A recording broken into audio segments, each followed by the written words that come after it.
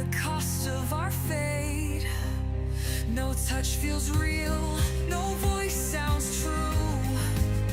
The future's here, but it ain't for you. We scream for freedom, sold for a bite. Fingers type wars, no one wants to fight. Robots laugh beneath synthetic skies. We're born as ghosts in this digital lie.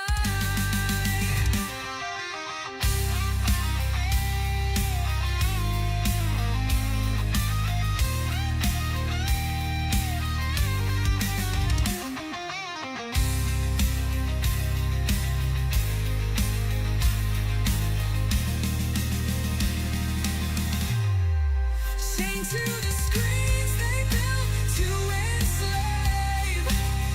No escape from the power we gave. AI whispers your soul ain't your own. Dancing on the ruins of a broken drone.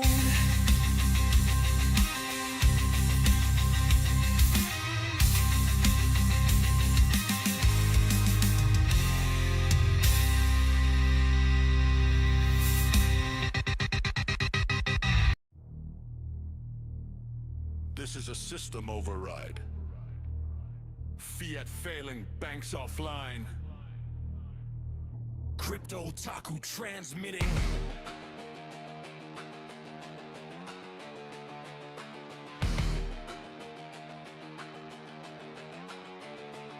Neon skyline, drones in the sky. See it melts while the printers cry. Screens glow red in the dead of night, but the blocks keep on stacking right. They sold comfort, they sold control. Leased your future, owned your soul.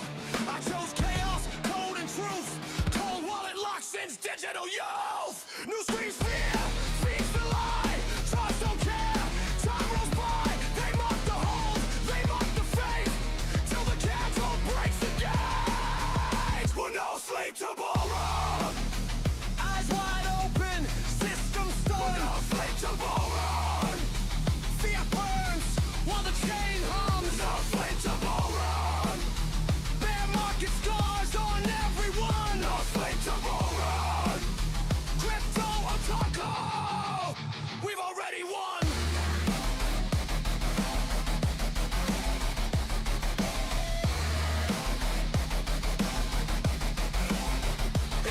Mascot's ghost in the blockchain rain. Whole world trauma, diamond brain. New blood panics when the candles dive. Veterans smile, we survived. Halving coded, fate on delay. Supply choke tight, price obeys. They ban, they tax, they regulate, but math don't ask permission made. Paper heads sold, soft and fast. Hard time built, us to last. Private keys, no king, no throne. Sovereignty carved in code alone. We're no slave to borrow. From the pillows to the final sun. We're no slave to borrow. Every crash loads the next one. We're no slave to borrow. Legacy systems start to fall. We're no slave to borrow. We don't ask, we take it all.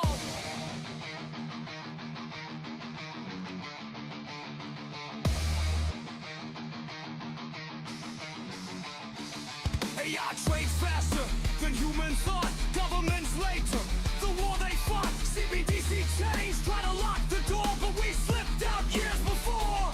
Surveillance state, social score. They track your steps, they track your worth, but on-chain truth can't be erased. Block by block, we reclaim the place.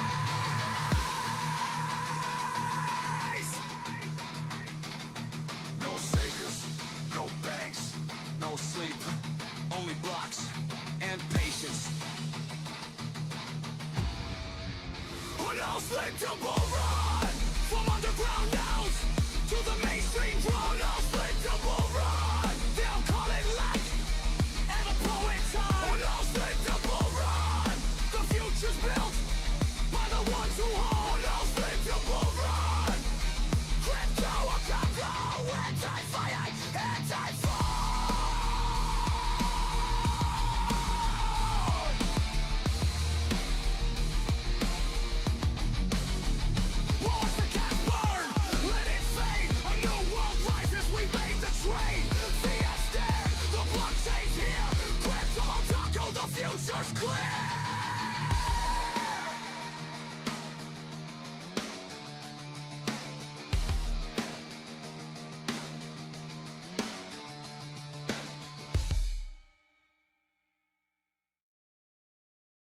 キラキラネオンスカイボアへ世界が壊れても Smile Warning lights go ピカピカ It's storm time でも可愛い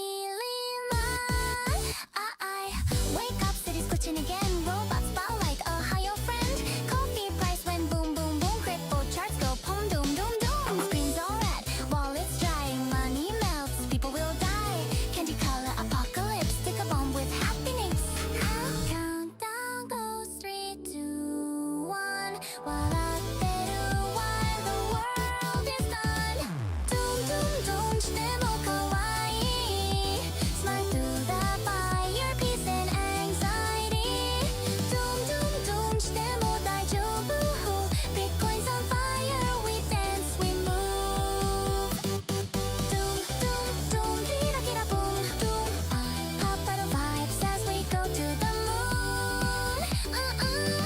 Doom doom 可愛く do good dystopian future Let's start the show Chan says it's fine Why the servers fall offline Neon hearts and blockchain tears Apocalypse idol of the year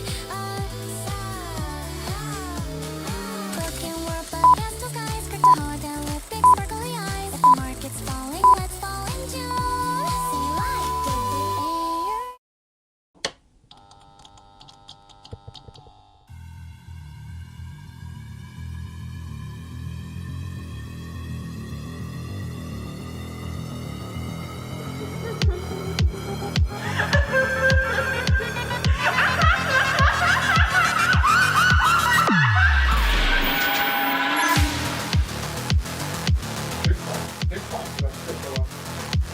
What's the second thought? There is no second pass.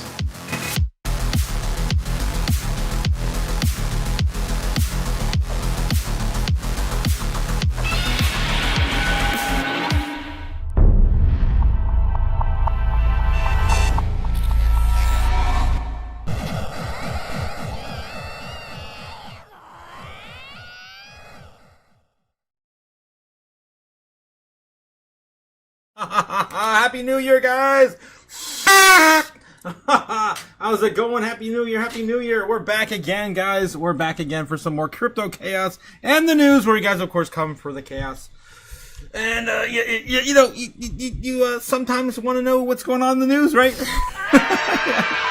Oh, jeez. How's it going? Good morning, good evening, where the hell you guys are at. Let's get into it. Power Electric's here. Hello, my friend. Hello. Happy New Year's of Chaos. Hello, of course, you too, Cliff. You too. Pre-warning you guys, I'm still finishing up one of my drinks from this afternoon, so it's been a good time the last 24 hours. Hope you guys had a good, New Year's. Happy New Year's, gang. Happy New Year's to you as well. Gamigonis also here, of course. Good evening, Otaku and Chaos family. Hope everyone's doing well. Let's get this money one of these days, guys. One of these days. Happy New Year, crazies. Happy New Year to you as well, Ben. How you doing, Ben? Hope you had a great, send-off of 2025. What a shit year, right? I feel like I'm gonna keep saying this. The 2020s are just not good, and I don't think they ever will be. So don't expect them to be. All right, 2026 will be the year of the horse. Taking over from the year of the snake, says Cliff. Dude, not Cliff. Yeah, that is Cliff. Yeah. My brain. Cliff mentioning that. It's kind of what was I gonna say? It's the perfect symbolization of what we went through last year. The entire crypto market, right? It felt like a snake was behind the scenes and kind of, being a little bit more sinister to playing out what happened last year. I don't even want to talk about it. Happy 2026, Roundhound, love for likes. Yes, happy 2026. Hopefully it's something better. Hopefully it's a little bit better. All we need is it to be a little bit better. Good evening as well. Crypto JPEG also here. How's it going? Crypto JPEG stopping to say hi and happy new year to you as well. Crypto JPEG, thanks again for dropping on in. Ben Lawrence says, contrary Cliff, it's the year of the rat. I won at Uno last night. Oh boy. You dirty rat. Crypto JPEG says maybe this year we will get a bull run. Maybe we will, guys. Maybe we will. It's going to be, of course, the highlight of tonight's topic of conversation. I'm sure we're going to be talking about it for the next 2 or 3 months. But we're, of course, going to start today because it's the first of 2026. And, you know, I would say there's not a 0% chance we're not going to see a bull run this year, right? Let's say something in between. Right now, I'm feeling something like 35, 36% likelihood of a bull run so far. We got to get through the month, man. We've got a lot of news to cover on that, especially with the shutdown still looming. Details on that, I believe we have until the 31st, right? Because they still had some sort of extension for Obamacare and the whole thing between the Trump administration and the Democrats. And yeah. We'll get into all that, I'm sure, in the next week or so. Backorders Anonymous, how's it going? Neb's in the house as well. How you bad guys doing? How am I feeling? I'm alive, man. I'm alive. I told you guys I would not make it past that second drink last night. And yeah, I didn't. Cliff saying, yeah, it wasn't my words cut paste from the article about the year of the fire horse. Oh, it's the element for the horse too, right? Oh, dude, that's awesome. That's right, because last year was the wood snake, right? Or was it the wood dragon the year before? I don't remember anymore. Every year is like turning into a blur now. Yes, Milk Money starting the night off right with the flames in the chat. Thank you again, guys, for, of course, supporting the channel with all the chaos. Thanks again, Milk Money. We also got Ben Lawrence saying, a milkman, I need a double. Jeez, here we go. Okay, Matt Adams says, here to learn things to get, by using anger as my fuel, says Matt Adam. Damn. That's, I don't know. Maybe you don't want to start the year off like that. Andy coming in with a €10 super chat. Thank you, Andy. Give me money.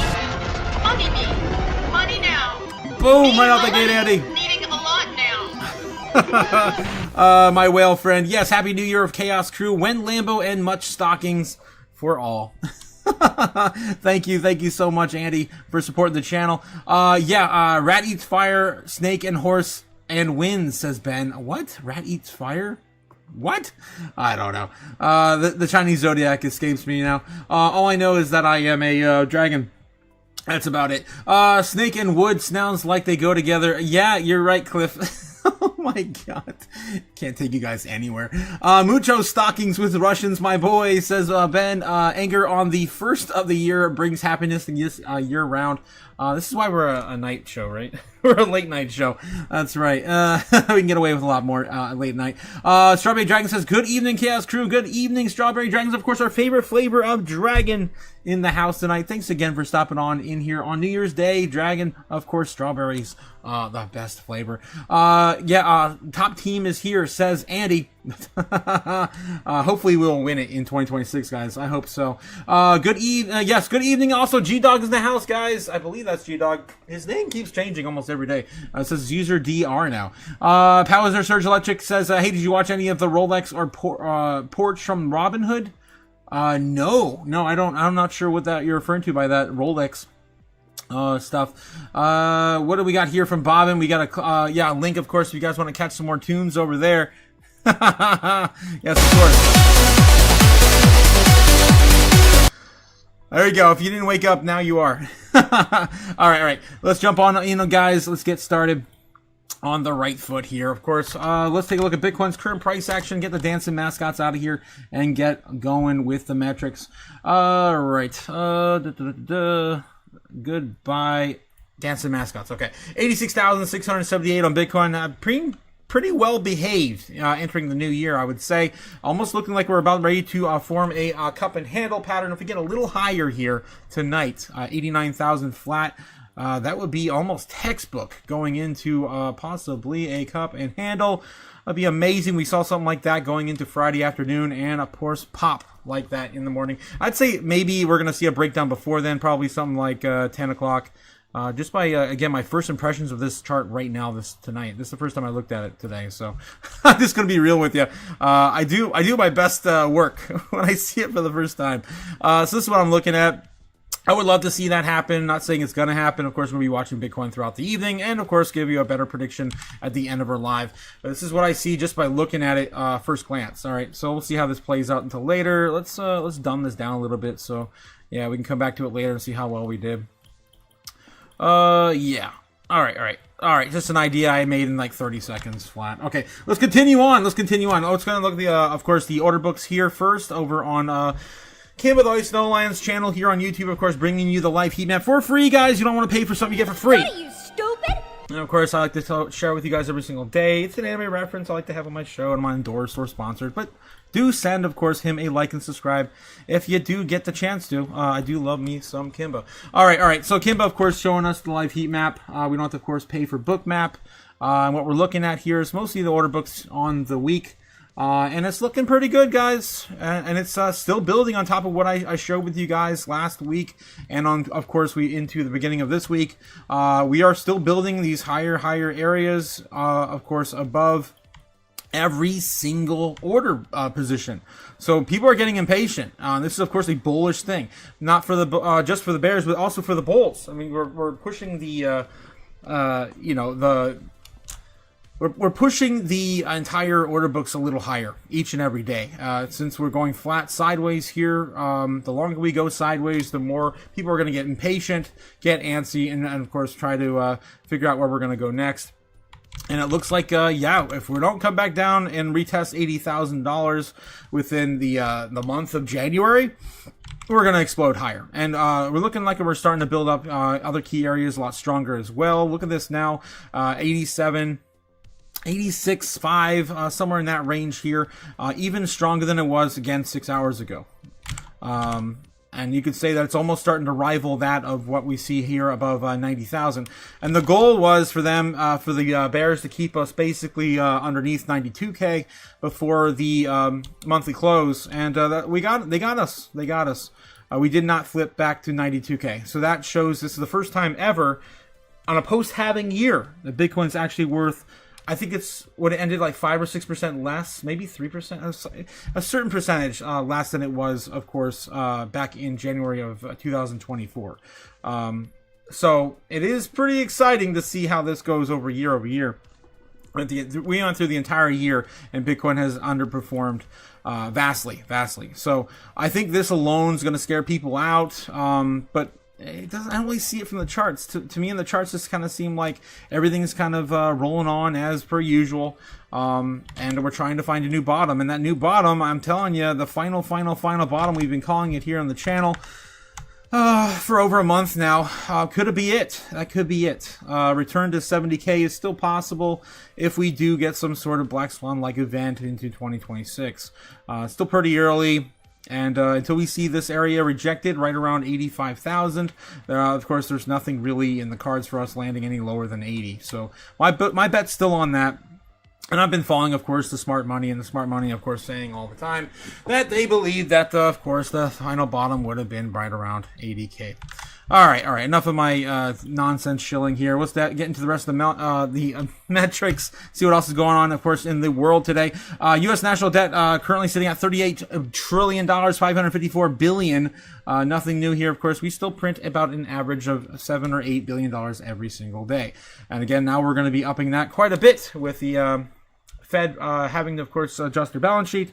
The Treasury, of course, U.S. Treasuries are, of course, going to be added to the Fed's balance sheet. Where we're doing like $40 billion a month. On top of that, we're doing $20 billion to facilitate the current repo market. So it's an average of $60 to $70 billion, I think, is what's going to be spent every single day. All right, moving on. What else we got? Poly market betting site. Who's going to be nominated as the Fed chair? Kevin Hassett still leading the way at 43%, down 1% from last week. So nothing really has changed there. We also have Jerome Powell, and of course the percentage interest rate change. I'm surprised that's not even on the top 10 anymore. Wow. Here we go. You got to go back down here to the top 12. Looks like we're looking at a 25 basis points down 1 point from last week as well, sitting currently at 11%. So still following that. Again, we just got through the threshold of the year. So I think as this year continues on, this meeting is not going to take place until the 28th, I believe. So we've got plenty of time. All right. Fear and greed index right now for the stock market, looking at 44 now in extreme fear. Not extreme fear. I'm sorry. That's where we go with crypto. Just traditional fear sitting at 44, and crypto right now, of course, we do not sleep. Still sitting in extreme fear. No, look at this. Oh, guys, this is great news. It could all change tomorrow, though. It could all change tomorrow. We finally slipped out of extreme fear for the first time in 3 weeks, maybe 2 weeks. I think we came out like for 1 day 2 weeks ago. I think it was like 1 day 2 weeks ago. Now, of course, we slipped back down to extreme fear. This is pretty good. This is pretty good. We were just at what? 22 or something like that last week, so it's pretty good to see. Of course, we're slowly climbing back up to neutral, hopefully by next week. We just got to get through this month, man. It's going to be brutal, I think, until Congress gets back into work and starts working on some of these bills. I'm not even talking about the market structure bill. What about how are they going to get through the new year with of course the potential shutdown we have on the 31st. Yeah, all right. Well, we'll talk about more of that later. All right, we have 98.18 sitting on the Dixie today. Nothing new, still going sideways from just a few days ago. Look at that, literally, literally sideways. During, of course, the last 2 days we had closed for, of course, the American markets. Yeah, we climbed from 97.97, 98 flat, basically, over the last few weeks. So I'd love to see, of course, the Dixie lose this level and return back to about 96 towards the end of the month. Is what I'm expecting on the Dixie. All right, what else we have here? Top 10 assets, top 100, top 200. I gotta stop drinking before the live streams. What are you, stupid? Well, let's take another drink anyway, shall we? All right, top 100 assets here, and of course, looking for DCA opportunities today, guys, and there are none in sight. For today is kind of a recovery day. A lot of people are already starting to buy their sell-off ranges already back in, right? So yesterday, of course, we had the last day in for you guys, of course, to do capital, report capital losses to the IRS through your selling off some of your assets for a loss. So yesterday was, of course, the last day to do tax loss harvesting. So if you guys didn't do that, I'm sorry, it's too late. I warned you. That was it. And of course, today we're already starting to see people already buy that back in. From my knowledge, I believe it was 2 years ago, right before Gary Gensler was ousted, they were trying to stop capital gain or stop tax loss harvesting for crypto assets. But last time I checked, and I checked it yesterday, and I haven't bought my positions back in yet. I still expect to see maybe another shakeout. You just never know.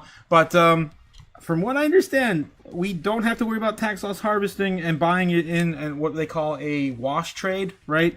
I don't think we have to worry about wash trades anymore in crypto. Crypto legal, and so I'm just kind of talking off cuff right now, but wash trading in cryptocurrency is illegal as it involves manipulating markets. I don't know. I got the opposite thing when I searched it yesterday. So if it is deemed illegal, which again Gary was trying to get that out before he left. If it is deemed illegal, then you have 31 days to wait to purchase back in the market those exact assets. Now you could roll them into different things. Right, you just have to, of course, show on your taxes that you didn't buy the same exact thing in the same amount right after, of course, the beginning of the year. So there's that loophole still too. I don't know, guys. Just be safe out there. Do what you can.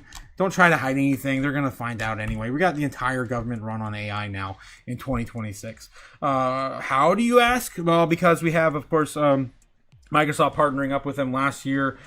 Giving them each agency $10 a month for ChatGPT or something like that. So every agency's, of course, got some access to AI tools at their disposal. And the IRS has definitely got it.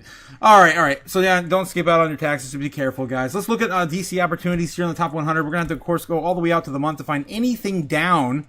And we're looking for 30s and 40s. The only thing down that's even close to 30% is Aster, which is, of course, a Binance play. I'm not a big fan of Binance personally. Pump.fun, 36% down, of course, and I'm not a big fan of that either. You guys know. And Aerodrome Finance. That's close to 30% off. So not too bad for Aerodrome. Maybe that's going to be your pick to flip. If you want to do something quick and get in and out, or maybe a DCA chance of a lifetime. You just never know in our space. Other than that, everything's that's pretty much it. We're running out of opportunities. Everything's pretty much finding its bottom, if it hasn't already. Kind of feeling like we're rounding it off every time I look at the bubbles every day. All right, let's do the same thing with the top 200 as well. Again, my top 100 pick was Aerodrome. I've never told you guys Aerodrome. It's weird. It's freaking weird. What are you, stupid? It is what it is. All right, same thing on the day as well. We got River up 44%. That just entered our top 200 last week. I shouted that out last week as well. IMX looking at 14%. That's the only thing else that's really up today. That's over or close to about 15%. Everything else is just kind of climbing. We have an average right now of 4% on the top 1 and 200 assets. That's not too bad for first day, recovery day, after everything's sold off for tax loss harvesting on the 31st. Let's do the same thing for the monthly here on the top 200 assets, looking for the best opportunities for going into 2026 with real utility. Not meme coins, not shit coins, nothing, right? We want to, of course, go into the largest utility run holding actual coins with utility. How many times do I have to say that? All right. Okay, so, yeah, we're looking at graph. Again, it's AI, down 28%, hasn't done anything all year. I know. It's still down 82% like most of other AI coins. Zora, 24%. APEP pays down 40. Yeah, that can go over here to never be seen again. Starknet is down 34%. That might be a good place to maybe look at DCing if you're looking for something. I'm personally, like I said, I'm waiting. Yeah, we're running out of options here, guys. Usually I'm looking for 30s and 40s, sometimes mostly 50s, right? We don't see anything like that at all. Nothing. Which tells me, it's showing me, it's making me feel like we are rounding this out. And there's nothing left to squeeze out. I mean, 88% on the year, for fuck's sake, on Wormhole. Pardon my French, I'm just... What are you, stupid? Oh my god, it's insane. It drained down 88%. That's crazy. Wormhole's only down 20% on the month, though. Maybe you want to start looking at the year, right? Look at these great deals. They look on the year, guys. Look at these great deals on the year for the top 200. 88% on Wormhole. I think that's the most I see down, actually. That's insane. Yeah, so I definitely do like that, but I'm not going to probably buy it right now. I want to, of course, wait for confirmation. Wait for, of course, things to start really moving. If I had to choose anything, I'd say Starknet. I'm not a huge fan of this project. Do your own research. It is 82% off on the year, but it's the most sold off right now, which actually has some utility going into 2026. All right, moving on, guys. Again, not my sats, not my sats. It is my 2 sats, not financial advice. Thank you. I'd buy that. Thank you. Moving on, Bitcoin market cap still sitting at what? This entire idea of like 60% dominance is bullshit, ridiculous, stupid. Happy New Year, Sailor. It's stupid. It's not 60% dominant. It is. It still is. Ridiculous. Ridiculous, guys. We actually did cross 60% flat. What was it? Oh my gosh, what was this? January 1st, the beginning of the day. That was like, what was that? 1951 Universal Time. Whatever that would have been. I don't know. But yeah, we're basically there. We're still at 60% dominant. The bull run hasn't happened. It's not occurring yet. None of the other, of course, indicators in market cap are pointing in that direction. We're still roughly around 3 trillion in market cap, though. Let's take a look at that next here. Sitting at flat, 3 trillion. Nice. We, of course, recovered back to 3 trillion. And their fear and greed showing 34 over here on Coin Market Cap. So again, we did come back up here. Also, looks like Bitcoin's market cap too. Bitcoin's chart looks like we're about ready to produce the likes of a cup and handle on the market cap on the chart. Love to see that break out. That does break out. We're going to probably return back up to a high of 3.04. Nothing too crazy right out the gate. We're going to see some resistance there, though, because the last 2 times we touched it, we did, of course, fall immediately. We're getting tighter, and we are getting a bullish momentum to the upside either way. I feel like a lot more liquidity is going to come back as capital rotates back into crypto and Bitcoin. All right, looking at the top 10 assets here in our space. Any movers? Top movers on the day. Nothing really crazy here. Cardano's up 6.5%. That's the biggest mover other than Doge. Doge also returning 7% in the beginning of the year. Bitcoin got about 1%, and everything else is down or going sideways. XRP's got a 1.87% with a $1.87 87 price action. Oh my god, these numbers are weird. Speaking of XRP, breaking a little bit out here on the last Let's see, last 24 hours. Yep, yes it did. Looks like it's up about 3 cents. 3 cents. All right, from the low. Anything else going on here? In terms of market cap, nothing really. It looks like XRP far enough away now that Binance might return back to 1,000 before XRP does flip it again. But of course, time will tell. XRP does have the ETF, going for it into the beginning of this year. A lot of people are going to be looking at accumulating and diversifying an XRP ETF. As it gets, time goes on, it gets a little bit more mature. All right, let's see what else we have here in the top 20. Well, we got Bitcoin Cash still at 11, Chainlink at 12. Nothing's really changed here other than Leo. Leo came back up. Flipped Zcash at 13 now. Hyperliquid fell to 15. And wow, Sui still holding 21 and Avalanche at 21 with Canton. That's right, Canton running up to the top 20. Crazy. That's 56% breakout on the last 7 days on Canton. So that's what we got there. It is starting to have a retracement a little bit there, but not a bad run in the last 24 hours. Holy crap. The last week. The last week. All right, moving on. What else we have here in the metrics? We still have Bitcoin, of course, being accumulated by all of everyone, getting it off exchanges, right? I don't know about you guys, but I don't hold any of my Bitcoin on exchanges. Maybe you want to grab some before it's all gone. But the likes of Michael Saylor is going to be looking to buy some more. Probably not next week. If I were to guess, he's going to probably be stacking some cash on the side next week and then doing Bitcoin purchases the week later. All right. So again, this is the lowest level, of course, we've ever seen on Bitcoin over the last, I don't know, 6 years or 8 years or whatever. Moving on. What else we got? We got the top 10 assets in the world. Bitcoin's still kind of hanging in there. Quite a bit ahead of Meta, even with Meta's latest breakout.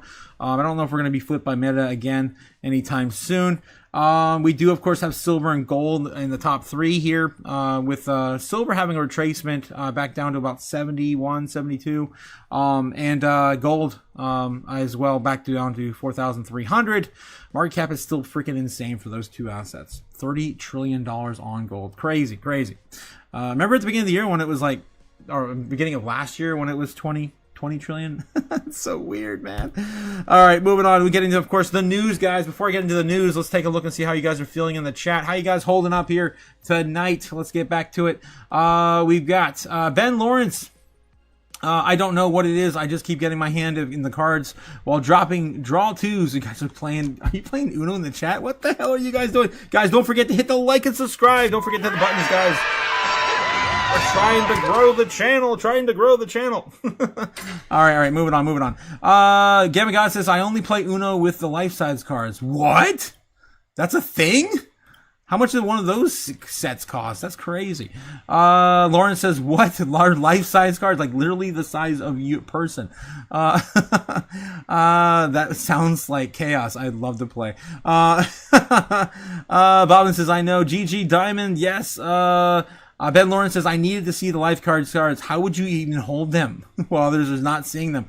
Yes, it's called Giant Uno. They're not life-size, but they're pretty large compared to the regular-size cards. Really? I've never seen this before. Let's see. Is it Giant Uno? Right? Giant Uno? Giant Uno. It's like giant-sized Uno? Oh my god. For those who can't read, I guess. Stupid! For the elderly. I can see Grandma. Skip you, Grandma. Giant card as big as her head. That's hilarious. Oh my god. I have to get a pair of those now. A pack of those before I leave Florida and play with my friends. They'll lose their shit. Yes, everybody. In Kobe Trust says Ricky Ricardo. 100% in Kobe Trust. 100%. Ben Lawrence says it's not the size of the card, GG. It's the ability to stay out of prison that matters. Oh my god. Yes. Ben Lawrence says and pay them the bills and add a couple inches. Oh god, here we go. Gamagana says, yes, Ben, put a prison sock in your mouth. You nasty. Angels don't play with elbow-sized cards, says Ben. Oh, jeez. All right. That's crazy, guys. I have to find that now. I'm going to definitely leave that open so I can remind myself to look how much they are later. All right, let's see what we got here in the chat, guys. We are, of course, I'm all caught up now in the chat. Yes, I am. Okay, good. We're going to get into news, guys. Time for the news. Let's see what we got today on, of course, the first day of 2026. Strategy ends 2025 with 672,500 Bitcoin. Michael Saylor's hyper bullish Bitcoin accumulation stance holds firm. Strategies Incorporated's massive Bitcoin exposure keeps it central to institutional in crypto debates, blending extreme leverage, deep liquidity, and index inclusion while facing volatility. Dilution pressure from the looming index rule risks that reshape how investors access Bitcoin through equities.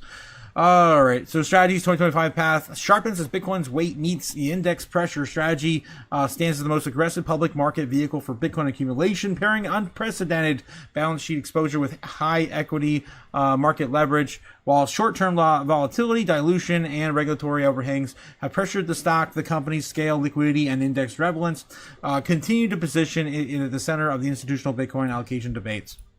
As of December 30th, Strategy held approximately, I said the number already, valued near $60 billion at the Bitcoin price of $88,400, making it Bitcoin dominant driver of the enterprise value. Shares traded at $155.6, giving the companies a market capitalization of about $48.4 billion and an enterprise value of roughly $62.4 billion. Performance remains volatile, with the stock down 50% over the last 3 months and 49% over year. Implied volatility stands near 68%, while historically volatility measured roughly 64% over the last 30 days and 75% year over year, and reinforcing MicroStrategy's role of the high beta option-like proxy for Bitcoin rather than a conventional operating equity.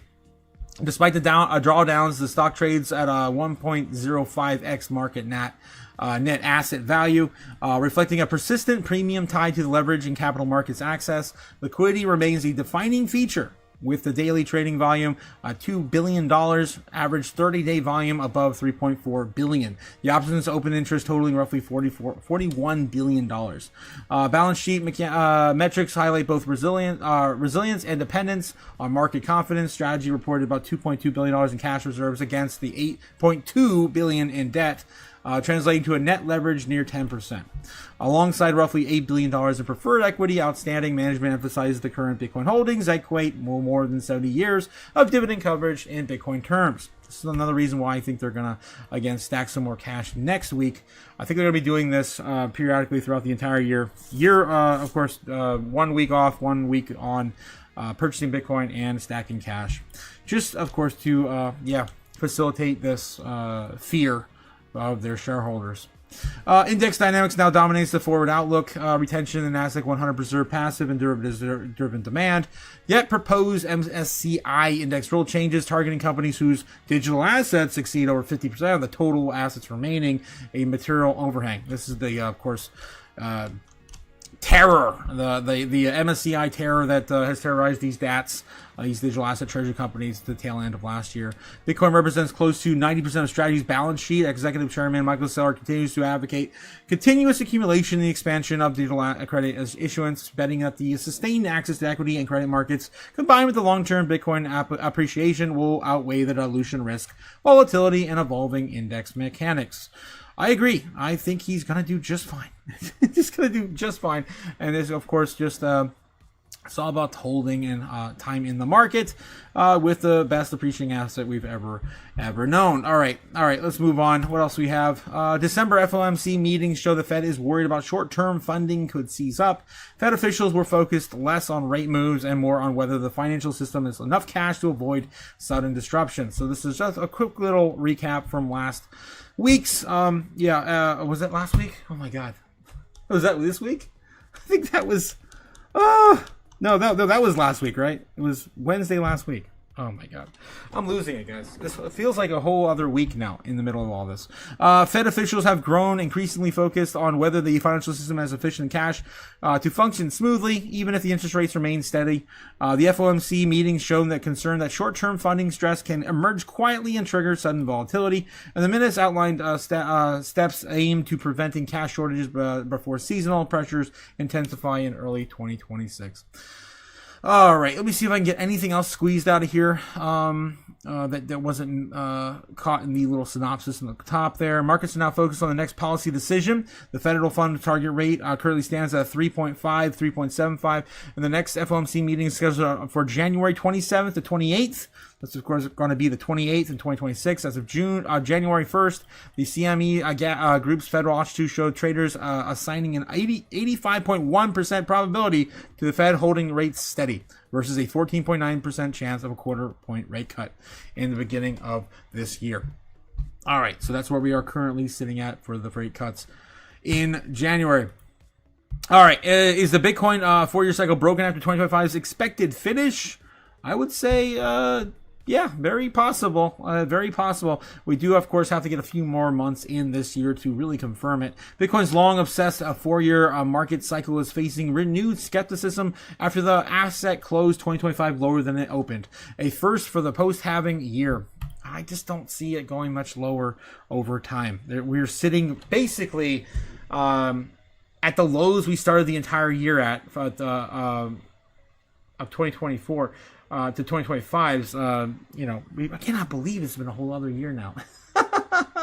Yeah, we're basically sitting at the open of of last year, 2025, a little lower, and Bitcoin has never retraced like anything quite like that. We'd have to basically shut off everything, go into some sort of crazy lockdown. I mean, an AI driven. This is why I mentioned this in the last live we did. I'm like, the only thing that really stop Bitcoin now is like some sort of crazy AI virus that infects like literally everything on the planet, and we have to shut down the internet, because the only way you're going to stop Bitcoin is by shutting down the internet. But then we're living in Mad Max dystopian future I don't think anyone wants to be in. Right? And then, of course, it only lasts until we turn the internet back on again, and then, of course, the nodes will fire back up, and Bitcoin's fine, just like all the other things in our planet. But no, yeah, I just don't see how we don't get any, if anything, maybe this will be a sideways year for Bitcoin, but I just can't see it being anything but bullish going forward. For the first time ever, Bitcoin's post-halving year ends in red. That's right, the first time ever. Never has it happened before, as I mentioned earlier. The 4-year cycle refers to the recurring pattern tied to Bitcoin's halving events, which reduce the mining rewards roughly every 4 years, for the halving, of course, historically preceding large price advances. In past cycles, the halving year was followed by a strong rally, with 2013, 2017, and 2021 each closing with sizable annual gains. Let me see if I can show you guys this so you can visualize it. Bitcoin appreciation by let's do quarter. I'll find it with the quarter chart. There's CoinGlass. Here we go. Here is the halving years, which was represented in 2021, which of course was it looks like a 5% in quarter one, totaling something like it kind of did like a 75-78% from the entire year holding 21. Because it did get 103 in the first quarter, it lost about 40%, and it gained another 25-30%. All right, then we have 2017 down here, which was nothing but up. I mean, my God, it did about 400% that year in 2017, and then of course it gets ridiculous because of course it's all small numbers versus big numbers. Here we are, 2025. We did a pretty shit year. Pretty shit year, guys. We had roughly, what is that, 2 quarters totaling about 34%, 35% down, and we had a quarter, 2 quarters basically appreciating about the same amount, 36%. So technically we're like a deficit of like 1%, something like that on the year. But anyway, that's where we are at. We've never closed the a halving year in the red before. We never have.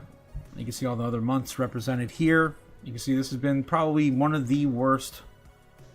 Yeah, look at that. 2021 we had 50% just in December, and 2025 we had -3. 2017 we had +40. Wow, 38.9. And what was it? 2021. Yeah, I guess that was an exception. Down 20%. Again, the quarter was still positive, though. All right, moving on. Just wanted to give you guys some sort of visual over there. The pattern that faltered in 2025, despite the reaching intraday highs earlier in the year, Bitcoin ended December down 6% from its January opening price, making it the first red post-halving candle on record. The close followed a broader digital asset downturn late in the year and erased earlier advances. Boom. The deviation of fueled claims across crypto-focused forums, social media platforms, and market commentary that the 4-year cycle is dead. It is dead, sir. Or and no longer reliable. Charts highlighting every year, of course, year returns, showing the previous post-halving years delivered strong positive results, making 2025 an outlier by comparison. For the time, the 14 years Bitcoin has closed the post-halving years, a candle in the red. Crypto influencer Lark Davis, I like Lark Davis, wrote on X, "Can we finally agree on the fact that the 4-year cycle is dead?" I would agree, sir. It is dead, sir. There's two good examples right in front of your face. The first one being that, this is the first red post-halving year, which would conclude that the halving cycles are dead. We also had the first cycle ever where we produced a new all-time high before the post-halving year, and that happened what was it? It happened the month prior, or two months prior to the halving. It happened in February 2024, I believe, after the ETFs were launched for Bitcoin. The ETFs were launched for Bitcoin a year from today? Not a year from today, but a year from this month, I believe, right?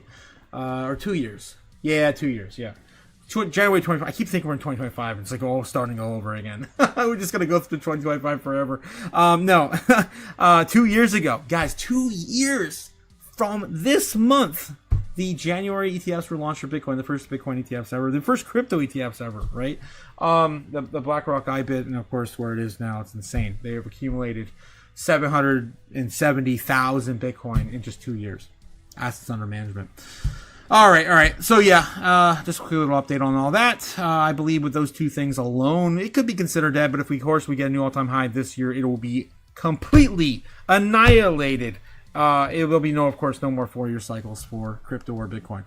Several explanations are commonly cited by critics. One of the diminishing impact of halvings is Bitcoin's issuance rate declines and total supply approaches 21 million. That's right. We also reached, we're at the. 19.5, I forget where we're at. Damn it, guys. I think we're at 19.5 million total mined, something like that. How many mined are we at? I know we just hit a record a few days ago.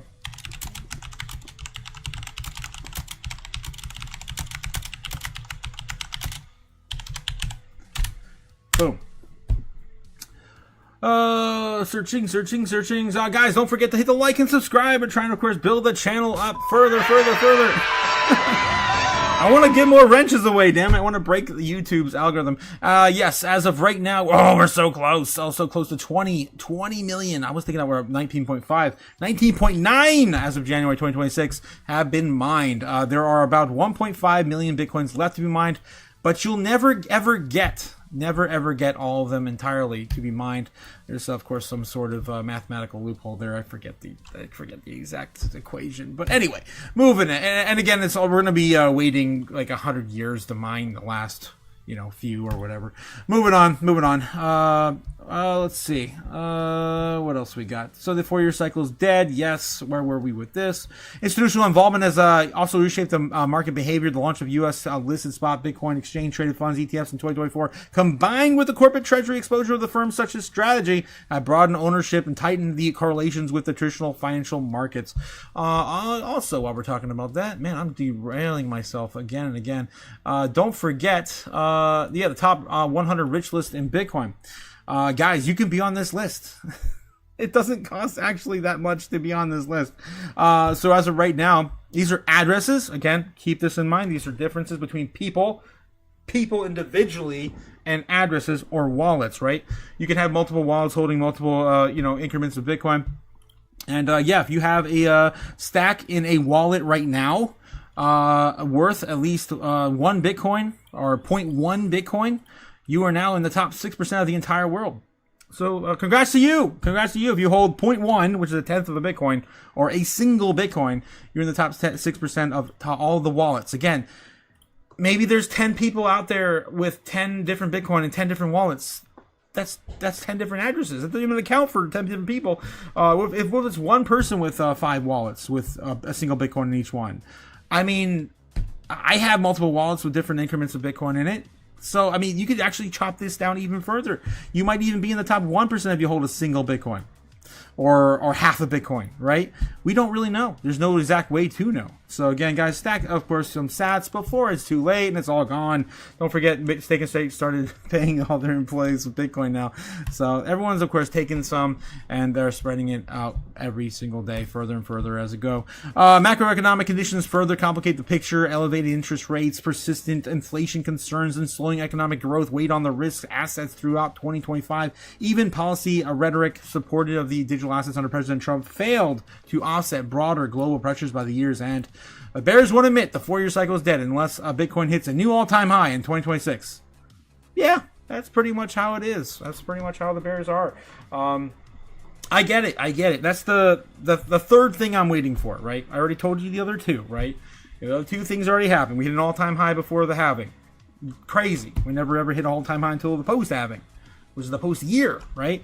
So, yeah, that's the first time it's ever happened, to derail the entire 4-year cycle. And then we had, again, just a really quick little recap, a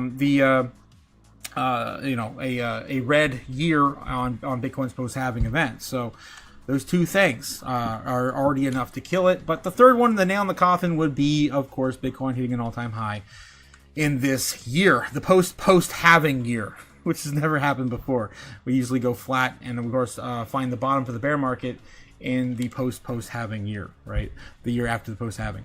Others are argue that Bitcoin's growth has simply changed the rhythm of the market cycles. With a market capitalization exceeding 1.7 trillion, price movements may unfold over longer time frames. Again, they're talking about the law of bigger money, the law of bigger numbers, of course, preventing, of course, these larger swings and appreciation of Bitcoin coming down over time. I think it's too soon for us to really see an exorbitant amount of that being taken away. I still believe in Michael Saylor and some of the other analysts out there that believe that Bitcoin could still see something like 30-40% year over year CAGR, right? For at least the next 10 years.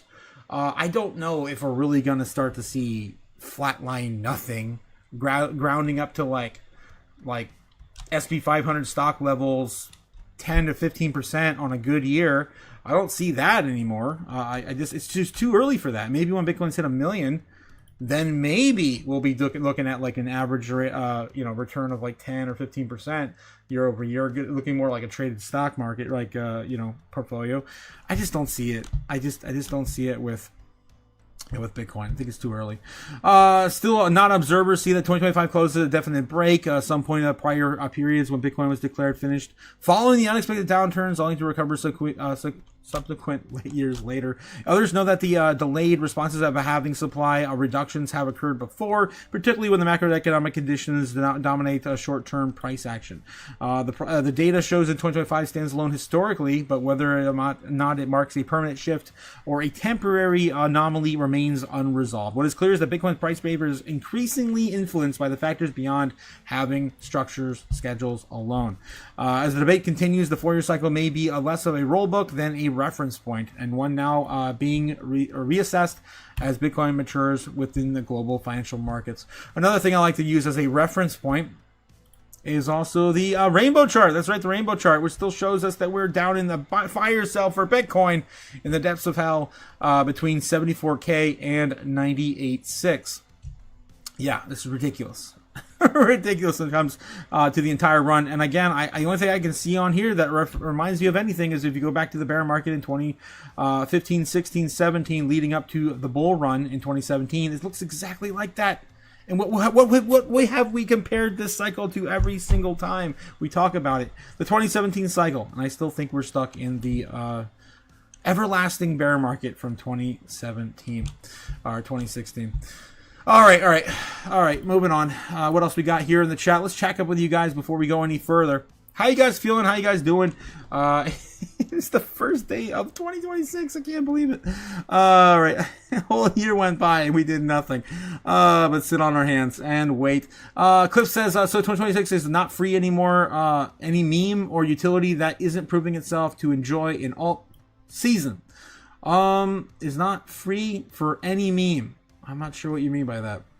OG Bobbin says, oh, yo, Super Danny in the house. How's it going, Super Danny? Yeah, Braveheart McFreedom, all guys. Welcome, Braveheart McFreedom, the CEO of McFreedoms, to the chat.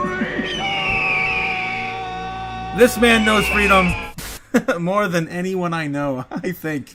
Of course, off the grid, Paul. How you doing? How you doing tonight, my friend? Greetings to all my brothers and sisters in the Chaos family. Yeah, this colorful Crayola set is constantly expanding like a holiday waistline. Oh my God, Brave.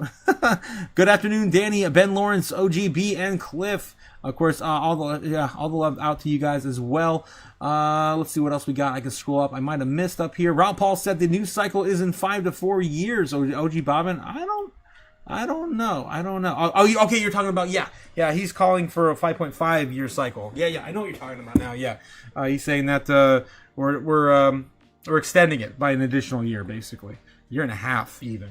I think he's actually calling for something like a June, July breakout or something towards the end of the year. I don't know if we're going to wait that long, but I think we're really going to start to figure it out by March, April. I think when we get started, some of the tax refunds coming back in and all that, I think we're going to probably start to see something, one way or the other we'll know. I think we need to see SCOTUS tariff decision to run.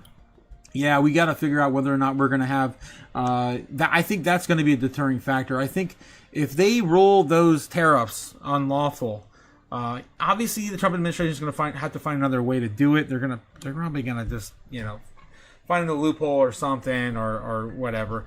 But I think the market's going to rally just on that news alone, because we'll have some, maybe even if just a small period of time of clarity as to what they're going to be expecting for some of these import-export costs, of course.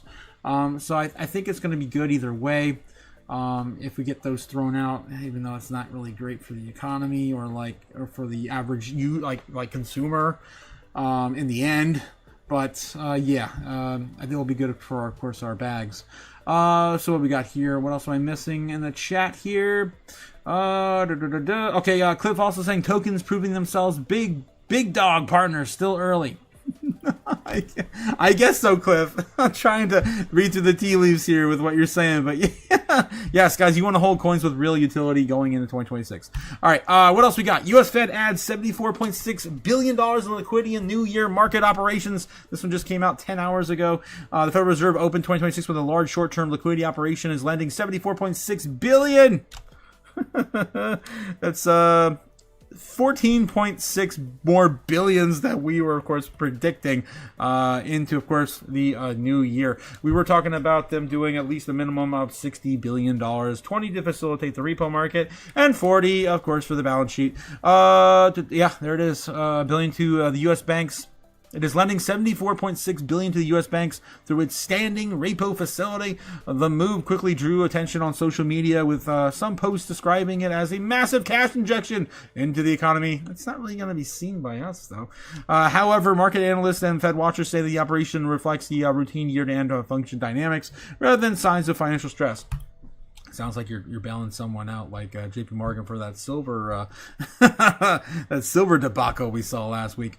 Standing repo facility sees full atonement. According to the data from the New York Fed, banks allowed a total of $74.6 billion to their standing repo facility at the turn of the year. On the amount, roughly $31.5 billion was backed by U.S. Treasuries, while the other $43.1 billion was secured by mortgage-backed securities. There you go, guys. There you go. More money printing, and they know where they're headed next. The U.S. federal government's on an unsustainable fiscal path, and that just means that the debt is growing faster than the economy. We're borrowing from future generations. I know. I got a nephew now that you're borrowing from, you bastard. What are you, stupid? All right, moving on.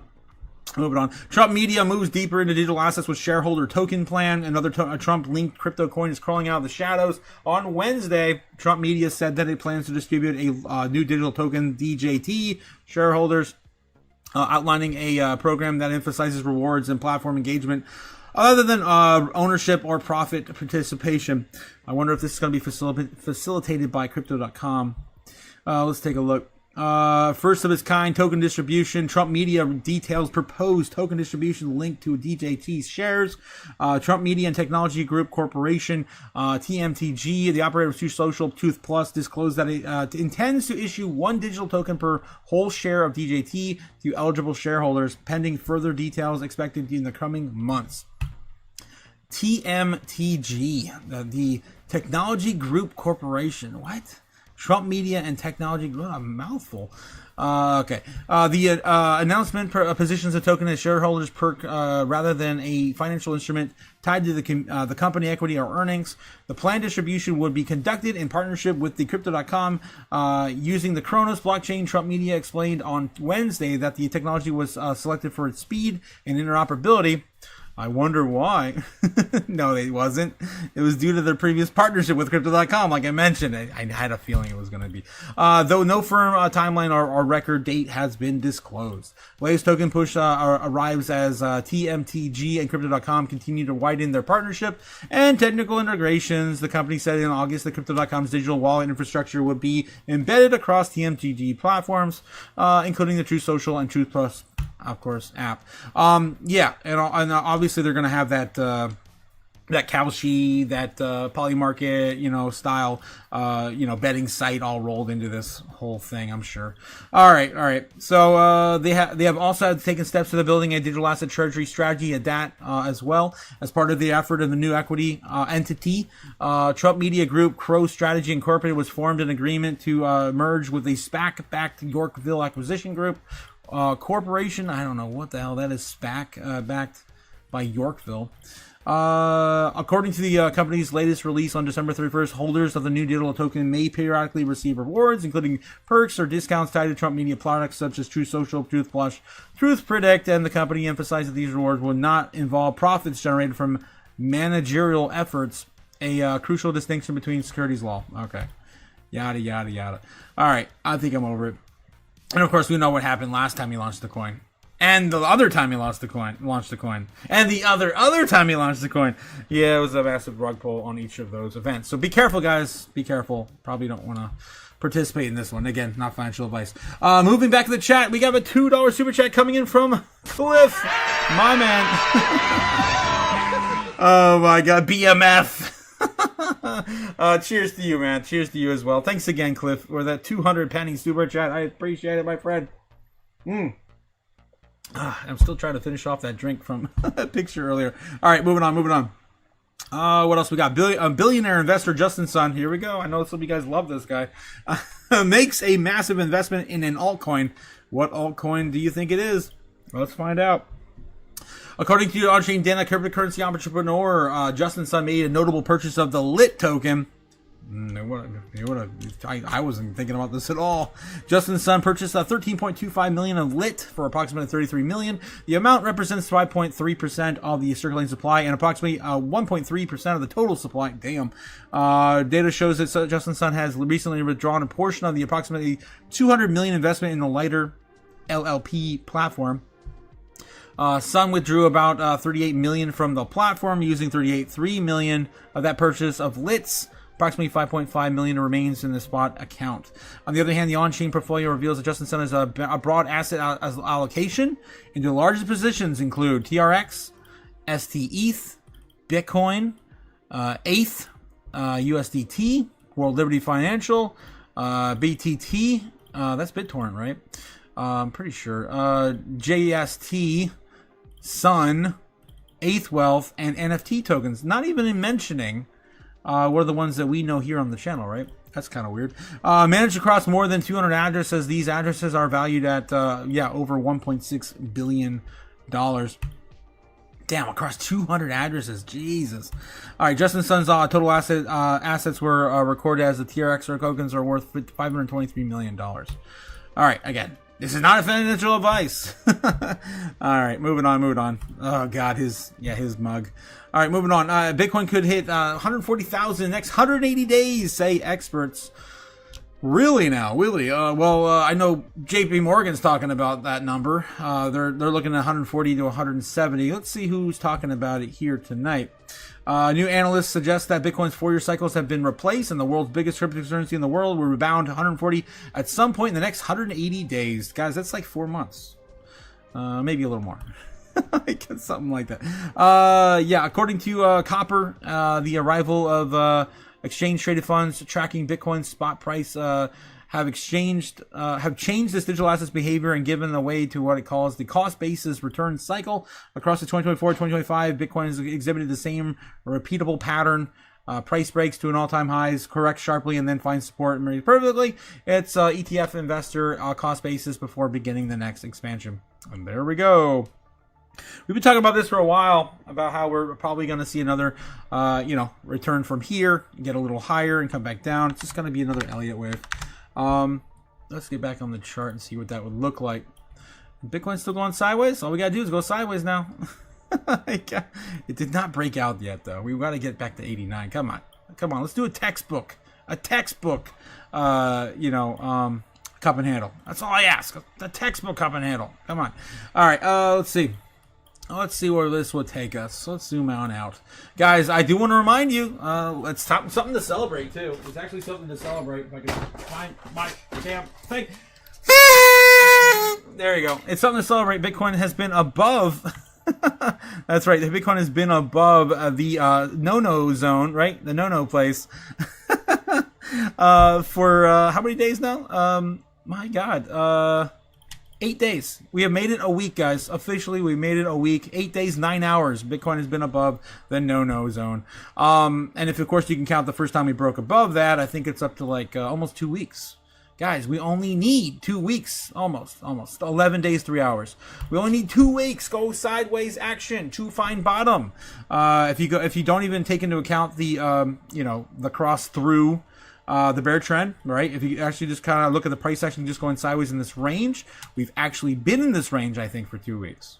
We are ready for a breakout. Yes, we are. 17 days, 16 hours. We are ready. We are done. We have concluded this is the bottom, my friends. Allegedly. Are you stupid? Yes. All right. Enough of my hopium, guys. Enough of my hopium. All right, moving on.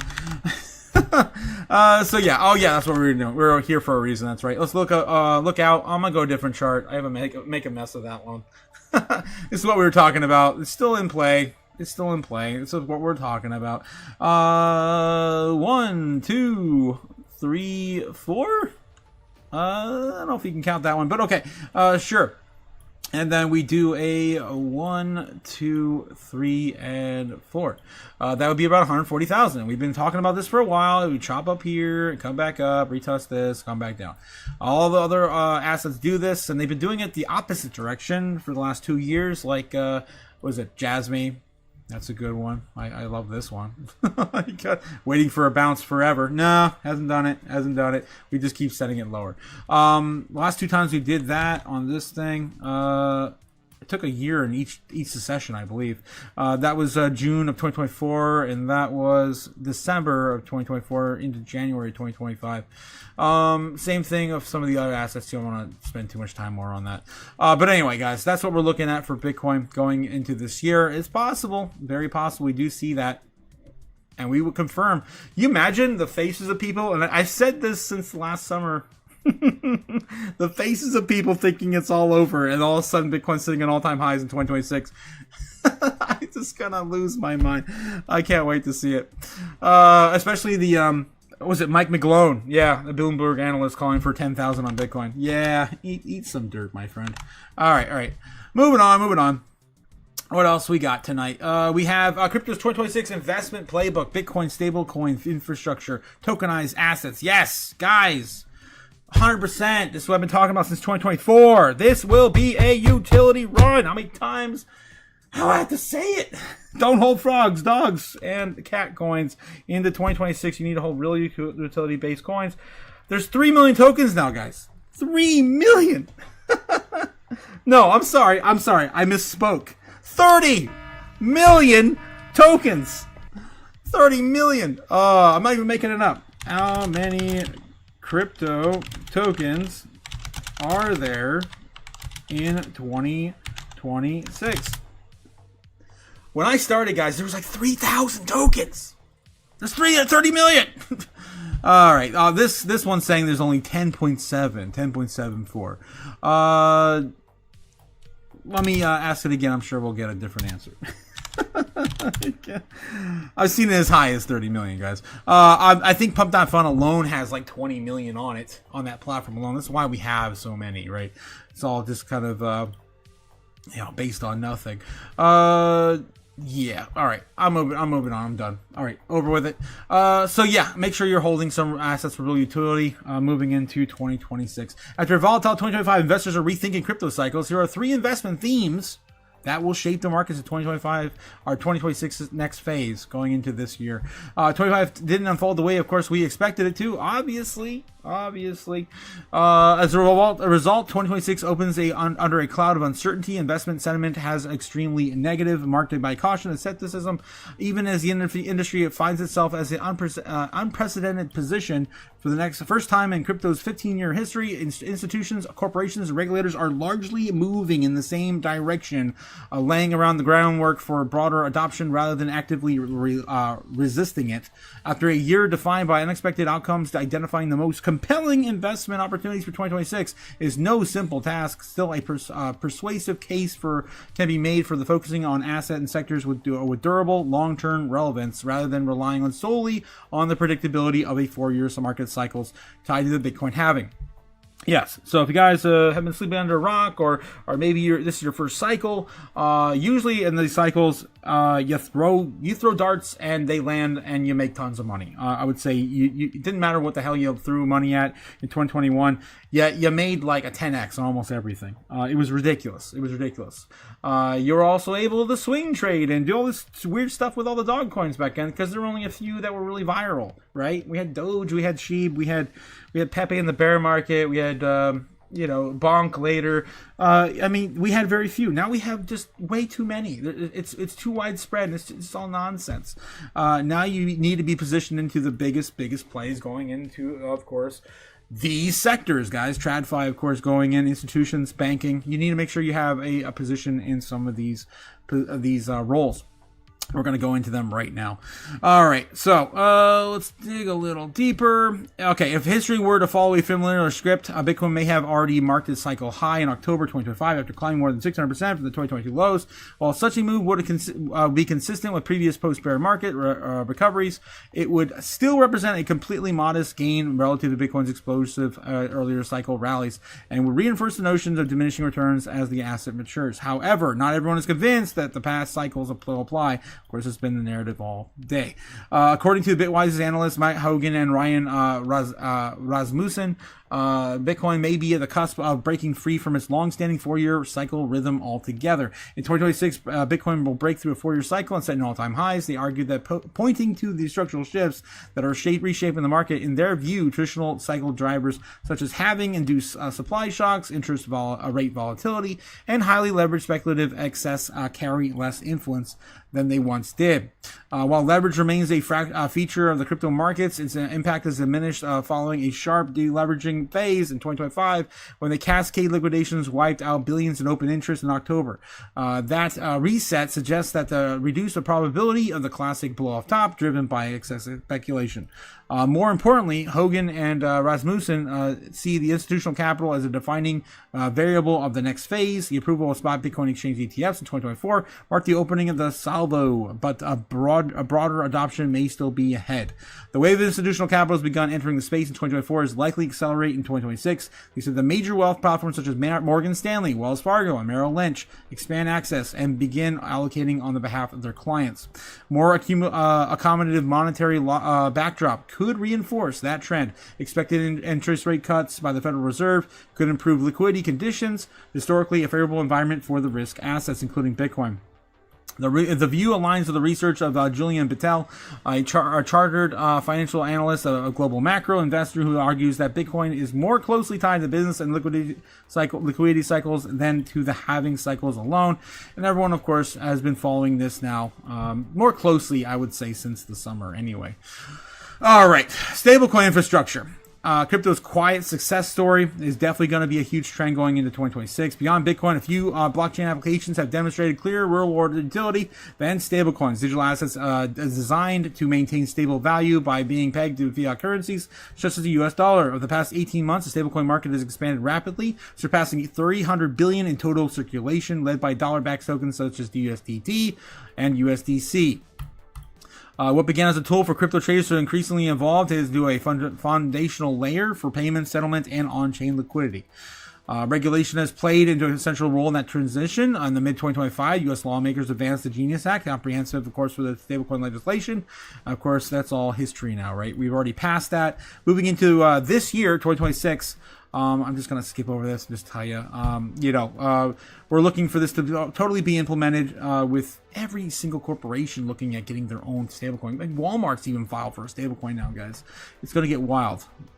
All right, what else we have? Within the evolving environment, stablecoins are increasingly viewed as a multi-purpose financial tool, enabling faster cross-border payments, facilitating on-chain settlement, and serving as foundation for yield-bearing treasury instruments backed by short-term government debt. Policymakers also frame stablecoins as a mechanism for reinforcing global rule on the U.S. dollar, particularly in regions where access to the dollar-denominated banking remains limited. And there's also another. I don't know if they're getting into that here, but there's also another way to look at this as well. Is America may actually start to lose its dominance overall, just based on what's happening right now in China. China just announced last week that they were going to start allowing yield for their stablecoin, which is a CBDC, mind you. But still, I mean, that's something that the Americans don't have access to anymore because of the rules and regulations surrounding the Genius Act. Hopefully the market structure bill will get more clarity to that. I know that Brian Armstrong at Coinbase is definitely attempting to get some more clearer framework and guidance towards allowing USDT and USDC and, of course, American-backed stablecoins to have yield.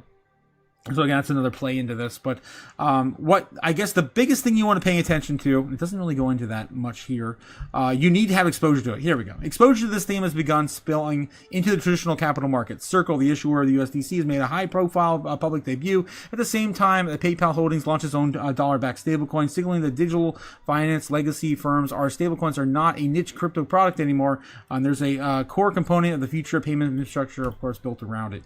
You need to have some sort of exposure to this, right? Whether that's just in Ethereum, because like Tom Lee is expecting Ethereum's blockchain to facilitate like 75% of all stablecoins created. I don't necessarily agree with that.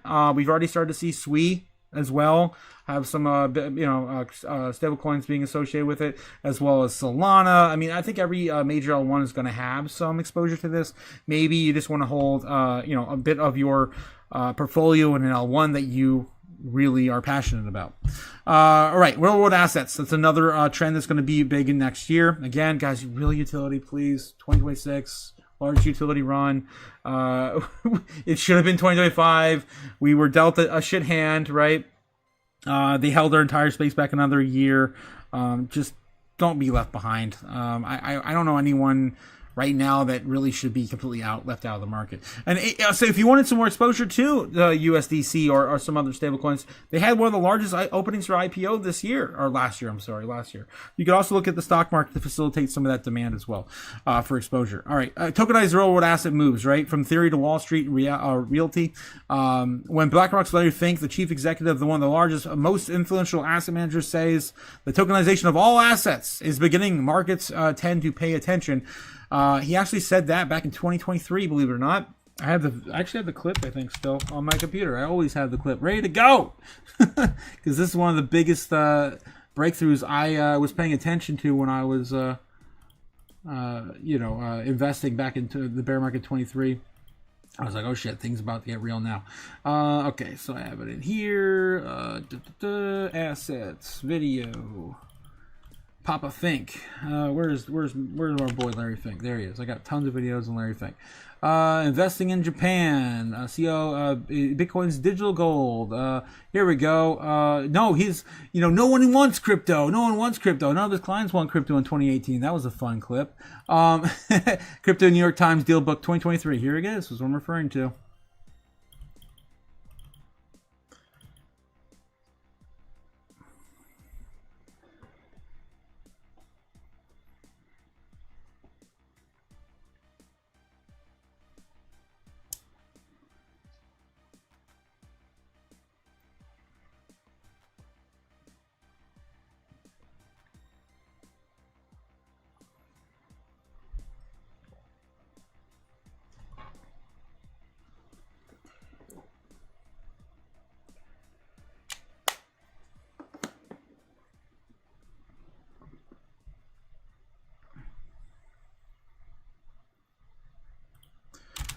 There you go. There you go.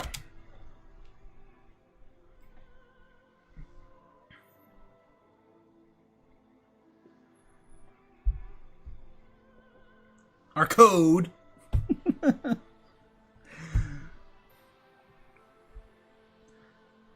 And think of it, it changed the whole ecosystem. Okay, I've seen this thing 100 million times, guys. What I'm getting at is basically they knew this was all coming. This is all coming. And yeah, you kind of want to pay attention. That happened almost 3 years ago now. 3 years ago. For long-term investors, also signals that once theoretical blockchain use cases moving decisively into the mainstream finance, real-world real-world assets RWA tokenization has evolved rapidly from the niche experiment to into one of the most institutionally driven sectors in crypto. Major financial players, including BlackRock, Franklin Templeton, Goldman Sachs, have already launched or participated in tokenized funds, bonds, and settlement platforms, placing traditional assets directly into blockchain rails. Okay, industry data indicated that the tokenized real-world asset market reached over $30 billion in on-chain value by 2025. Private credit and U.S. Treasury-backed products emerging as early leaders. These instruments appeal to institutions seeking yield and faster settlement without abandoning familiar asset classes. More recently, the scope of tokenization has expanded. Tokenized stocks, equity-like instruments are gaining traction, particularly outside the United States, as exchange fintech platforms explore blockchain-based representations of stocks, exchange-traded products. Kind of like what we've read about Dubai and their marketplace over there, with most of the real estate now being built on the blockchain right out the gate. Kraken's rollout of tokenized equities for select international markets has highlighted growing demand for 24/7 programmable access for traditional assets. At the same time, crypto native companies are positioning themselves for the future where tokenization are no longer peripheral. After Coinbase has signaled its push into stock trading, Brian Huang, CEO of Coinbase, backed portfolio manager Glider, said that the move could serve as a strategic on-ramp for tokenized asset markets. Coinbase still have a leg up when the assets are truly begin to become tokenized. Huang said that citing the exchange regulatory positioning and custody infrastructure. And for investors, the appeal of real-world asset lies on less than short-term speculation and more on structural adoption. Tokenization promises faster settlement, reduced counterparty risk, and global accessibility. As regulatory frameworks mature, the financial incumbents expand their on-chain offerings. Our real-world assets could emerge as one of the most durable crypto investment themes heading into 2026. All right, some examples of this. We can, if you guys are just kind of curious, where do I go? What do I do? How do I search trends? Well, you can go over here to CoinMarketCap. You can take a look at where is it? They changed the website a little bit here. You can search by different trends over here. Where is it? Why am I not on the main page? That's what this is. Exchanges, commodity, water, dashboards. Is it on the dashboard? Derivatives market. I don't know. They changed it on me. You could just look up the current trending tokens. I usually can find it on the front page on CoinMarketCap. Maybe it's on CoinGecko I'm thinking of. There we go. Categories on CoinGecko. This is probably what I'm thinking of. Alright, so you can look up artificial intelligence, meme, 4chan themed. I mean, it's just weird categories that are just kind of popping up here by default. But if you want to see like the where is it? Just showing me some random ones. Trending meme, Solana meme. Let's see more. ERC20. Moonshot. NFTs. RPG meme. Okay. I'm looking for real world asset. It's not even on this page. I can just search, I guess. There we go. I want to search for just the God damn it. Alright, I'm just gonna do it on Google. Screw it. Top RWA coins in 2025. Let's just look at that. Ondo's obviously going to be on the list. I'm sure Mantra's going to be on the list. There's Ondo, Mantra, Hedera, Avalanche, Chainlink. Avalanche has been doing, when we're looking at real world assets, looking for, of course, things on the blockchain. They've been doing marketplaces on like OpenSea for like collectibles, trading cards. They also have like licenses and literal cars in certain states here in the United States are already on the blockchain via Avalanche. There's Chainlink for critical infrastructure, VeChain, Algorand, also doing looks like real world assets and NFTs for collectibles as well over there. I'm not too familiar with that marketplace, but they're definitely a player. MakerDAO, Centrifuge, and XDC. So there's, of course, some picks there. Maybe you want to look at those. Again, not financial advice, but there's definitely some of the bigger names in our space for sure. All right. Where else are we going? We're looking at the last trend into 2026. Did we have at least 3? No, we only had 2. They only had 2 cited there. Just a little recap then, I guess. Real world asset plays, right? Some sort of way to get exposure to stablecoins, use of stablecoins, settlement, payroll, something like that, DeFi. Definitely want to be looking at those types of trends. And you can't go wrong with holding some of the big all-ones, right? Going into next year. So, again, like I mentioned earlier, holding something you really believe in, like Bitcoin, Avalanche, Sui, Cardano, of course, with the right narrative going into 2026. You need to hold something that is going to have your best interests going into the future. Have the right time frame on it too. If you're going to hold something like Bitcoin, at least expect to hold it for 4 years minimum. You can base your retirement on it. That's what I've been doing. I've been holding mine stacked now for 6 years. I guess this will be the 6th year. What is the other thing I was going to get at? Oh yeah, and then coins like Sui or like the smaller cap L1s, bigger but not as big, not quite into the hundreds of billions, right? You want to, of course, take some off the top, let some ride. Again, do your research, you guys. That's what you guys need to do when you invest. All right, let's get back in the chat, see how you guys are doing. I'm going off to do a bit of a tipsy rant. Oh wow, and I missed a $5 super chat coming in from Cliff. I think I overdid it because I can't hear a damn thing. Maybe 2025 threw poo in my ears. Hang on, I can't hear anything. What? What happened to Cliff? I think you need get new hearing aids or something, man. Okay. You can play solitaire on your phone. Oh my god, you guys are going back to old school stuff now. I sprint out the room when my wife and daughter try to drag me in there arguing. Oh god, yeah, I would too. I would definitely too. Braveheart says it keeps the fighting spirit alive. Ben says I'm happy to fight my battles, but there's our cringe. Yeah, I hear you. That's a lot of wins, sprints. Respect, says Braveheart. What else am I missing here? Ben Lawrence says I agree, but the sprinting raises high. What the hell? What else am I missing in here? Oh my gosh, I'm missing all sorts of crazy stuff. Guys, I got another $2 super chat coming in from Braveheart. Reading the tea leaves. What? Reading the tea leaves with Cliffy, HNY. Yeah. It's 100%. It's so hard to read those hieroglyphs sometimes. Tea leaves with Cliff. Oh my god. Cliff coming in with that one after I think I read that one. So I missed that one earlier. That's crazy. How did I miss that?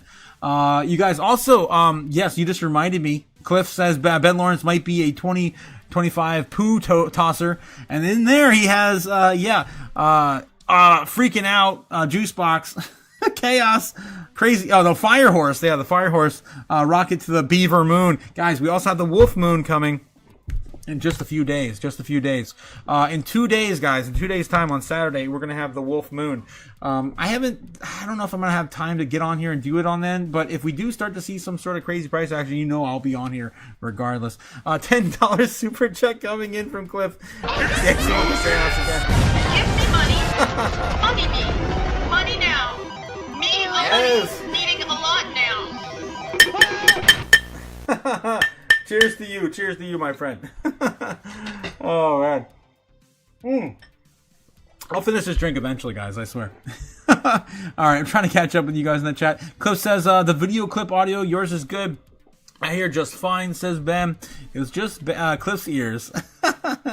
What the hell? Ben says, I don't think about it exactly like that. I was a opportunity to accumulate for the longer period of time, in my opinion. It was an opportunity. I'm not sure what you're referring to, but I mean, that's what we're here for, though. I agree with you. Here to accumulate over time for financial freedom and life-changing wealth. Cliff says, so yeah, there is a general dip in token value yesterday and generally some positive action today. Yes, Cliff, 100%. So what we saw yesterday was everyone, of course, making their final decision, as I did as well, to take tax loss harvesting. I made the tough choice. I told some of you guys in personally behind the scenes, but I guess I might as well just tell you guys now. I took a chunk of my Jasmy and I took a chunk of my XCM off the table to report a loss to offset my taxes to negative. So I report because I had to offset for a gain. So believe it or not, I actually made money last year. I know a lot of us didn't, but at the beginning of the year, I sold all my XRP, and XRP ran to like what $3.20 or 50 cents or whatever the hell it was. I sold then. I reported a gain, so I had to offset that, and I didn't really sell much or do much after that. I did some swings. I accumulated more tokens, but actually reporting like a capital gain, that was the only thing I had. Luckily, I had reported that capital gain with a long-term capital gains tax law, so I would have only had to pay the 15%, but I really didn't want to pay any. So I just took some tax loss yesterday, and I took that off of the top. I skimmed a little bit off of my Jasmy and my XCN. I still hold a big position on both of them. It's not like I give up on those projects. I still love those projects. I just needed to offset it. And that was the only thing I could do to really get through the year. So I'm waiting for things to happen. But again, going back to what you said, that's what we saw yesterday.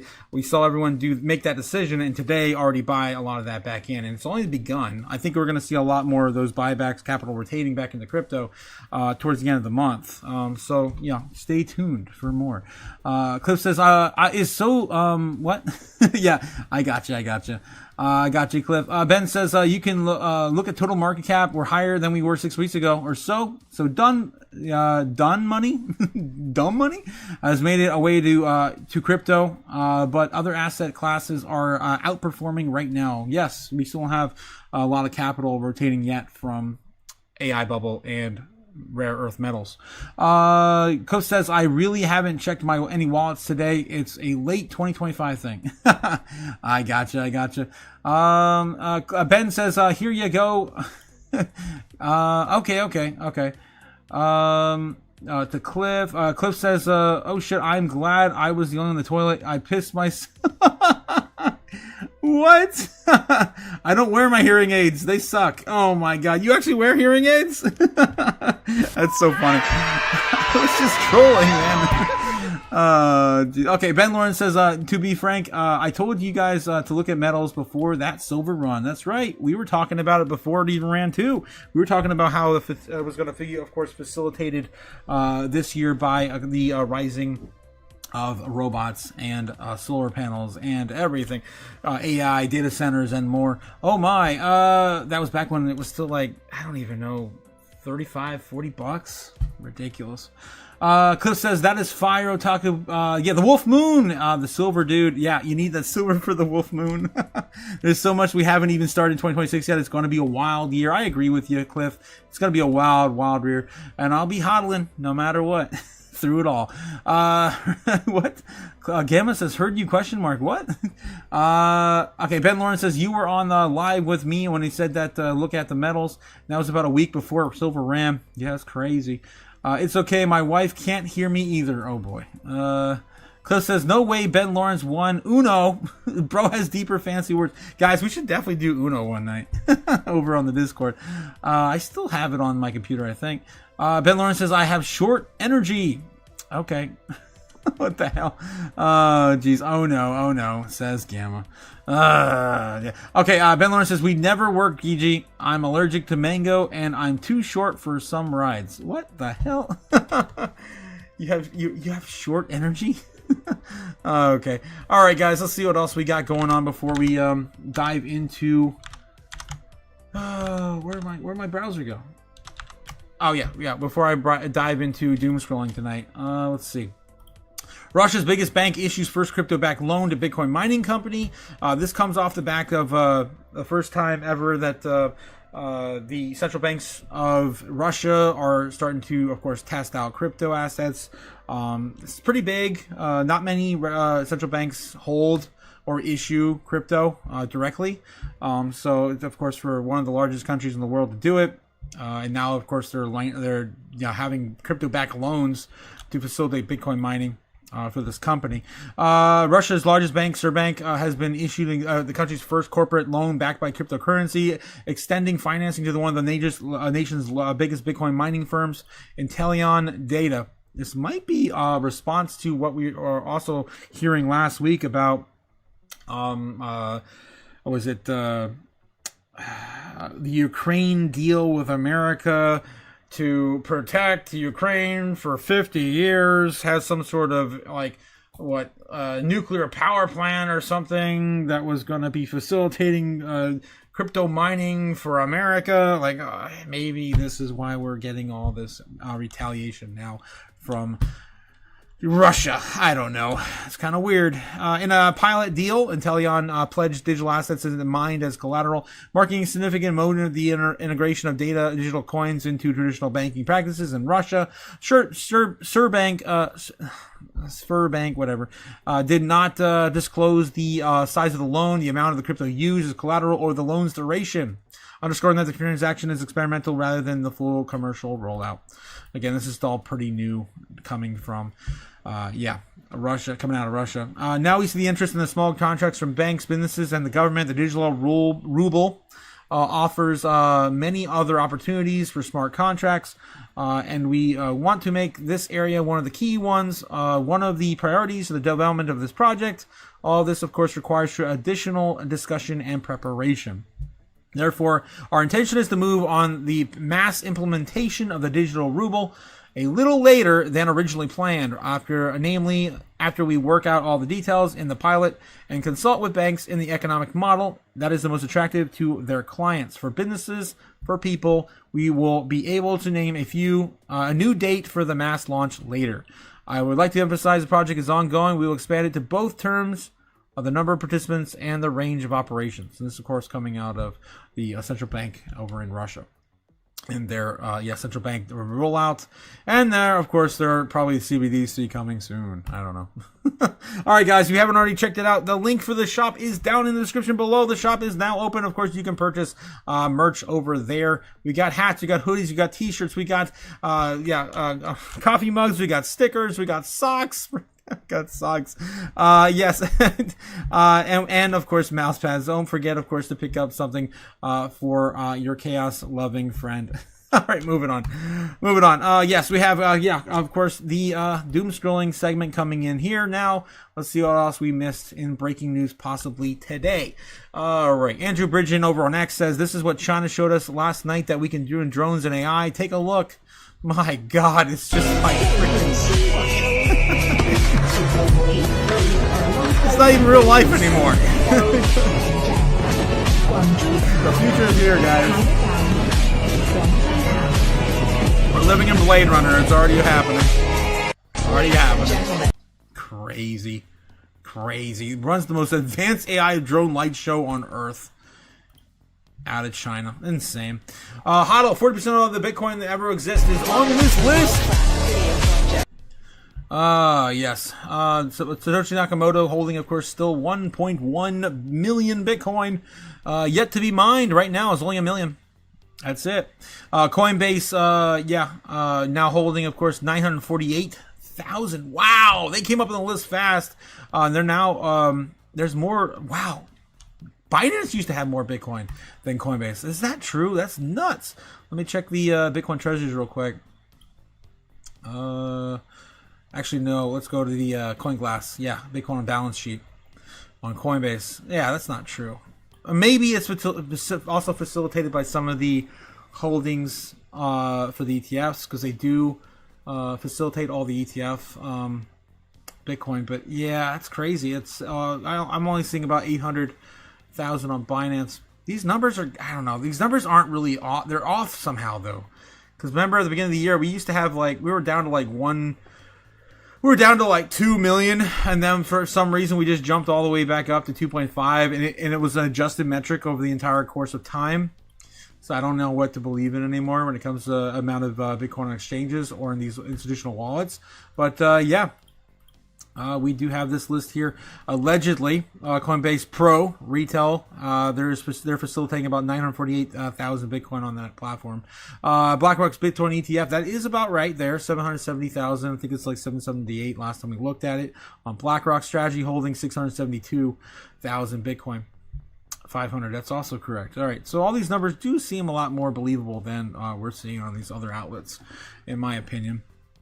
All right, so yeah, that's what we got there. All of the 40% of all the Bitcoin that will ever exist is on that list there, held by those 34 entities. All right, let's move on. Bitcoin makes MicroStrategy interesting. It definitely does. I'm sorry, Michael. You were treated, of course, so poorly last year. So poorly. He still didn't get a listing on the SP 500. Of course, leading up to this year, or last year, he was his company was the most appreciating company for the past prior 3 years. So they were dealt a bad hand last year, like all of us were.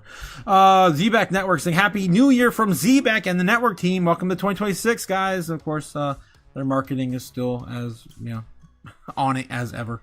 What else we have? They told us the Super Friends in 1973, AI computers, no schools, no work, fake entertainers. They told us. Wow, in 1973. Is that the Super Friends? Now, with the heat in control, nobody will have to work, not even housewives. What will people do all day? Oh, why, just sit home in their geek-filled houses, eat geek-prepared meals, and spend the whole day watching movies and sporting events on their geek television sets. But that means actors and athletes will still have to do their job. Listen to this. No! The actors and athletes won't be real people. They'll be electronic images programmed to go through the motions of a play, or a variety show, or an athletic event. Hey, imagine, Joe Namath can sit at home and watch himself playing a football game that he never really played. That's already going on. He won't have to wear himself out doing the job work. The geek will do it all. Well, how about a school kids, Professor? Let me show you. All right, of course, sci-fi is coming true. As I always tell you guys, anime and sci-fi will predict, of course, the future of where we're headed next. All right. Oh God. What else we got? Scott Besson says 2025 is setting the table. The feast is the banquet will be in 2026. See what he's referring to here. Categorized 2025. We had some important victories, some important policy announcements, some important movement. But as I described it, 2025 was setting the table, and especially on the economy, I think the feast and the banquet is going to be in 2026. Feast and the banquet. Overall, I mean, inflation, the number ending the year for inflation was great, 2.7%. Mm-hmm. What's still out there is the Supreme Court weighing in on tariffs. What do you think about 2026? Well, the tariff announcement is certainly going to be Oh, we have so much more hanging over for our space than just that alone, too. Oh my God. Let's take a look at our narrative list, shall we? That was a very cryptic thing for Scott Besson to say. We're just setting the table. The feast is in 2026. Okay. Let's take a look at our narrative list. Let's see what we have to deal with. All right, guys. So those 1776 checks, I did get confirmation from a friend of ours. They said they did get their checks, so that already happened. So about $2 billion was printed for that, and already is, of course, in the hands of those soldiers. Crypto narratives going into 2026. Here we go, guys. Fed Chair Powell replacement announcement in January has it right now sitting at 43%, I believe it was, and worse at 33%. Japan carry trade unwind. Of course, it started last 2 weeks ago. I think it's been 2 weeks ago now. So already started. And already announced, of course, the Japanese stimulus of 118 billion to offset it. Seems to be kind of working, I guess. I don't know. We haven't heard too much more about it here lately. New Year end rally. There was a 25% chance we didn't even get it. So, yeah, about the New Year rally. I would give it like a, I don't know, at this point, 17% chance. January 1st, another shutdown. It's going to be the 31st, I believe now. 31st. I think they're going to have the majority of the month to decide on an extension for this, or some sort of agreement between both parties on what to do with the Obamacare, all the other crazy stuff that's going on, preventing them from agreeing on anything. Will Trump's tariffs rule unlawful from the Supreme Court? That's going to happen allegedly here in January. We don't know the details. I think we're going to find out next week on some actual concrete dates on that. Market structural bill passed in January. Allegedly, we're looking for that too. If we do get a shutdown, if they don't get something going right away for some sort of agreement going into the end of January for avoiding a shutdown, probably looking at like February, March for them to pass the market structure bill. U.S. TikTok deal. This is still ongoing, and we do have a date on that. It's going to be January 22nd. If you guys are playing that move, again, we're looking at rebuilding TikTok on Web3, and I would say it's probably already built. I've been talking about this topic particularly for the last 3 years. They have to have something already going for this, I would imagine, already built. Rate cut decision 28th of January. Also, you're looking for a 25 basis point cut, currently sitting around 10, 12, 11%. Nothing really changed too much on that. I'm still expecting something like 97% of the week of, depending on how this goes with the government shutdown, avoidance, yada, yada. Average American will receive $3,000 in tax returns in 2026. We're going to have to wait until people do their taxes, February, March, April. Of course, $2,000 checks coming in the mail, probably by April. If not issued by the IRS, I don't know. If it's not issued by the IRS, we're going to have to wait until probably April. If it's issued by the IRS, then of course it would show up with your normal tax returns, right? All right, that's the idea I have there. $324 billion printed for that to facilitate that alone. That's $750 billion. Class action lawsuit for Solana Pump That Fund also coming into 2026. We have a lot of narratives in our sector to wait to play out this year. Ooh, also, don't forget the White House lawn. Scott Besson is going to fight somebody. I forget. I don't think it's happening anymore. I think they've already moved on. Bygones be bygones. So it'd be funny if they brought Elon Musk in to fight Scott Besson on the White House lawn. That was that UFC event planned at the White House in like June this year. I don't know. Steaky Shake's also back in TikTok as well. On TikTok, on X as well. 2026 will be a great year to honor an American. I would categorize semi-centennial.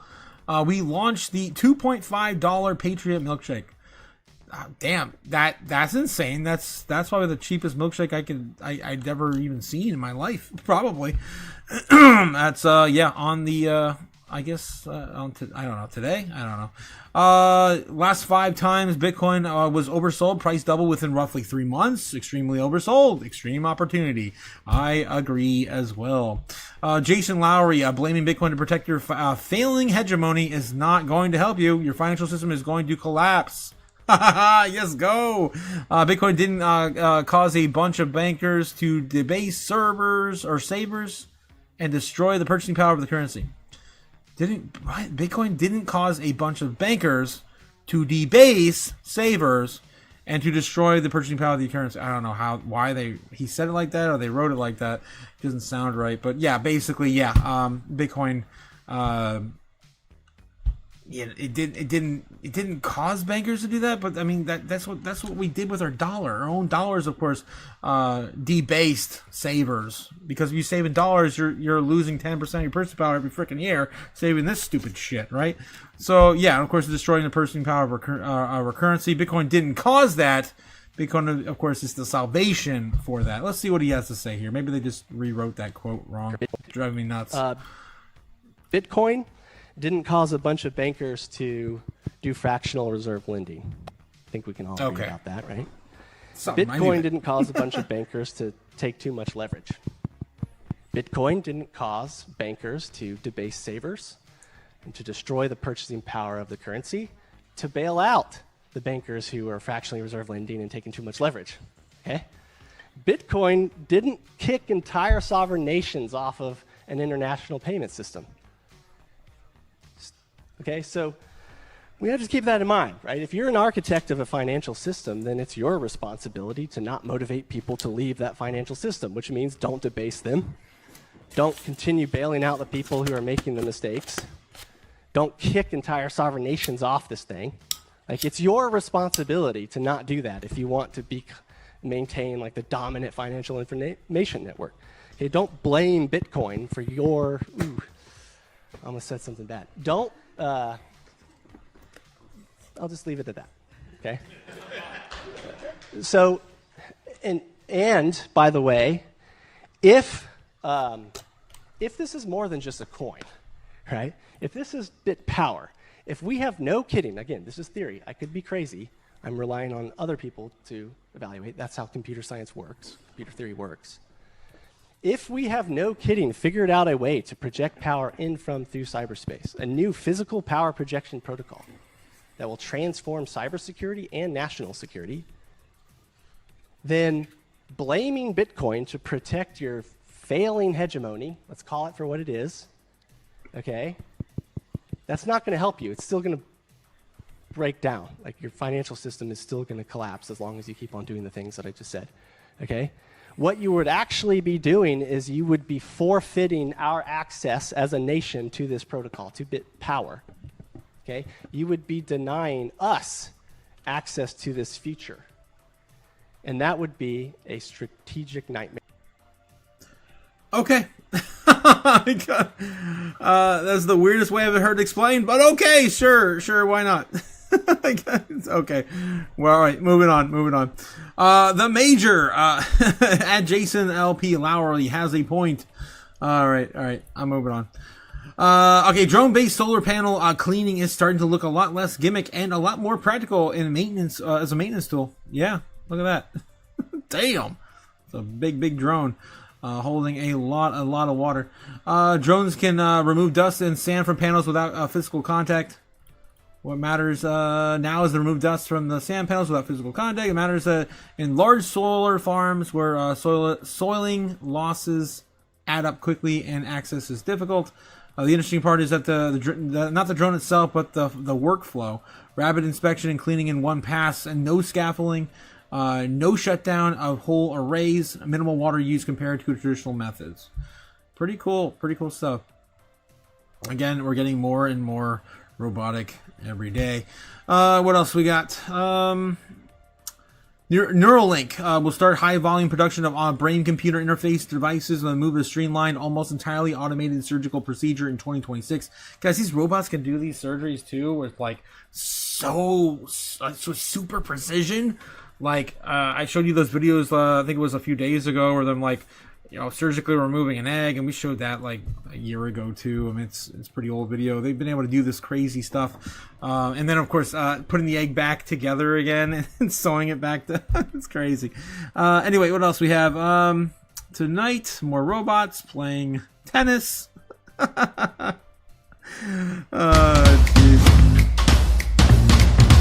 Maybe that's what you need, Braveheart. You need someone to, you just need to buy a robot to play fetch with your dog.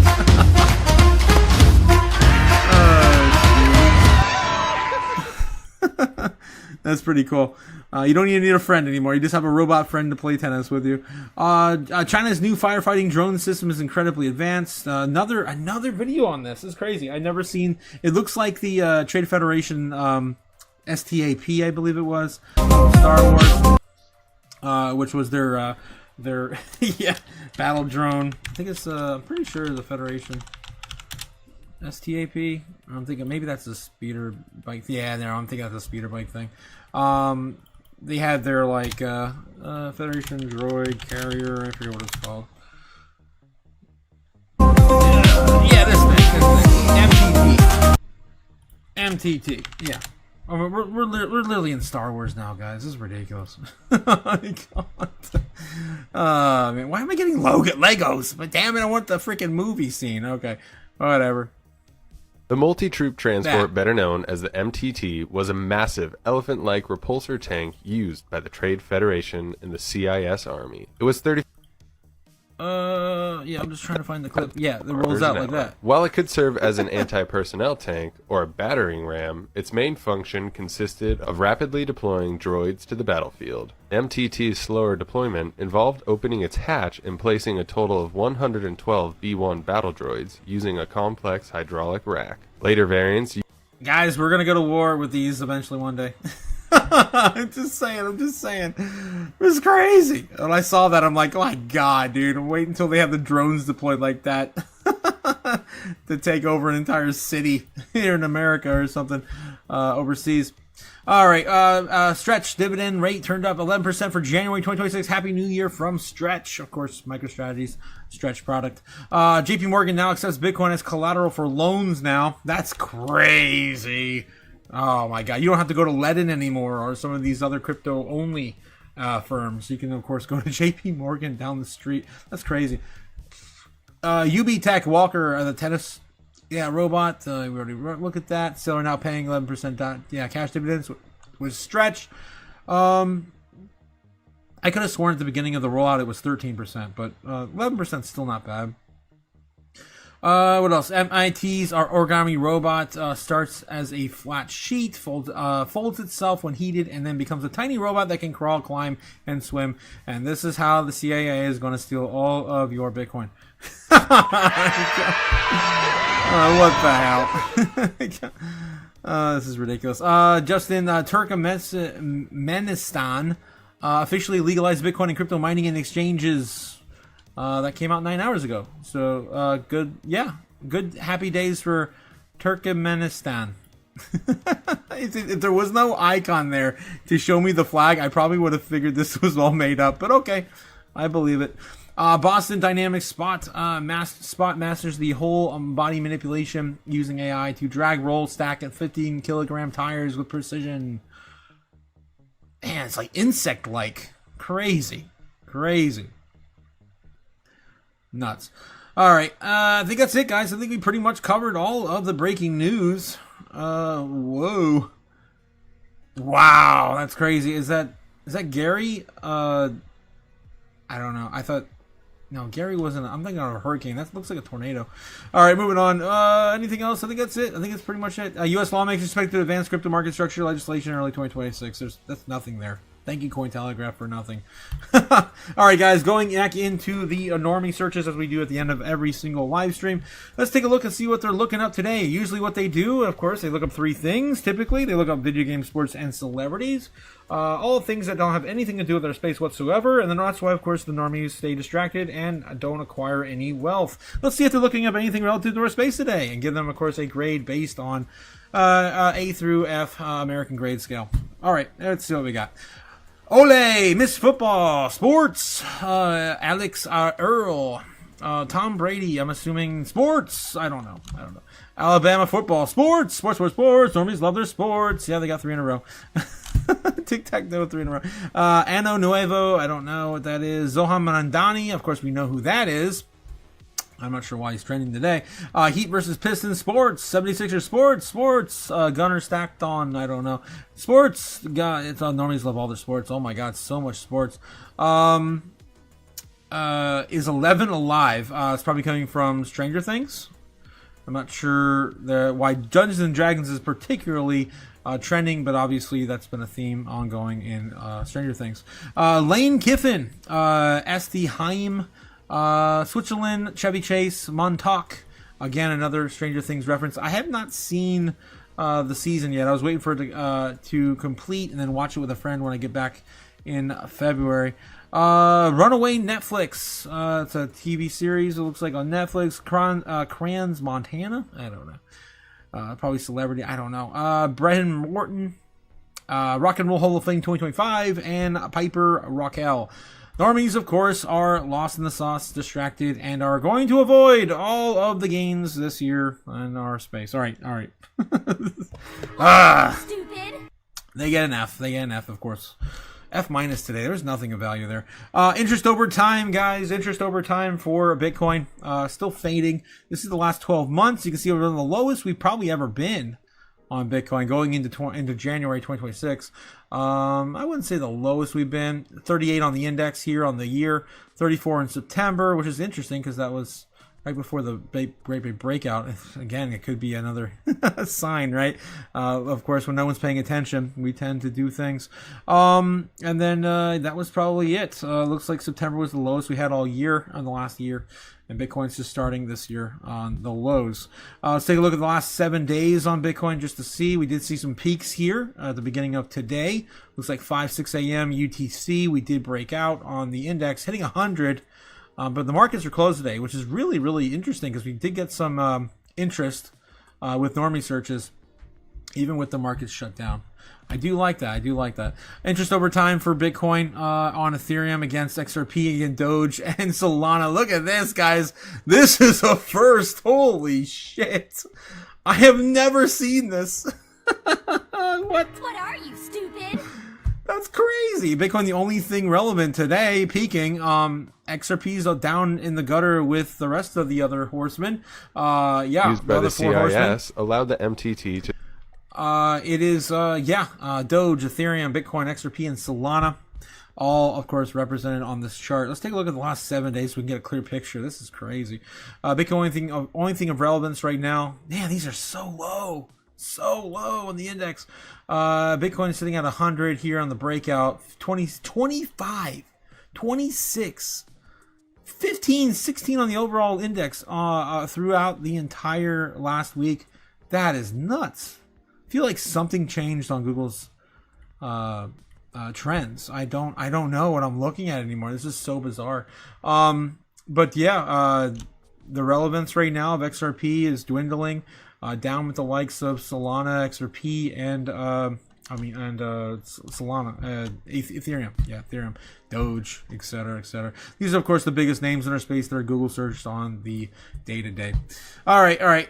I'm gonna see how that develops. I'm really surprised to see what I saw today.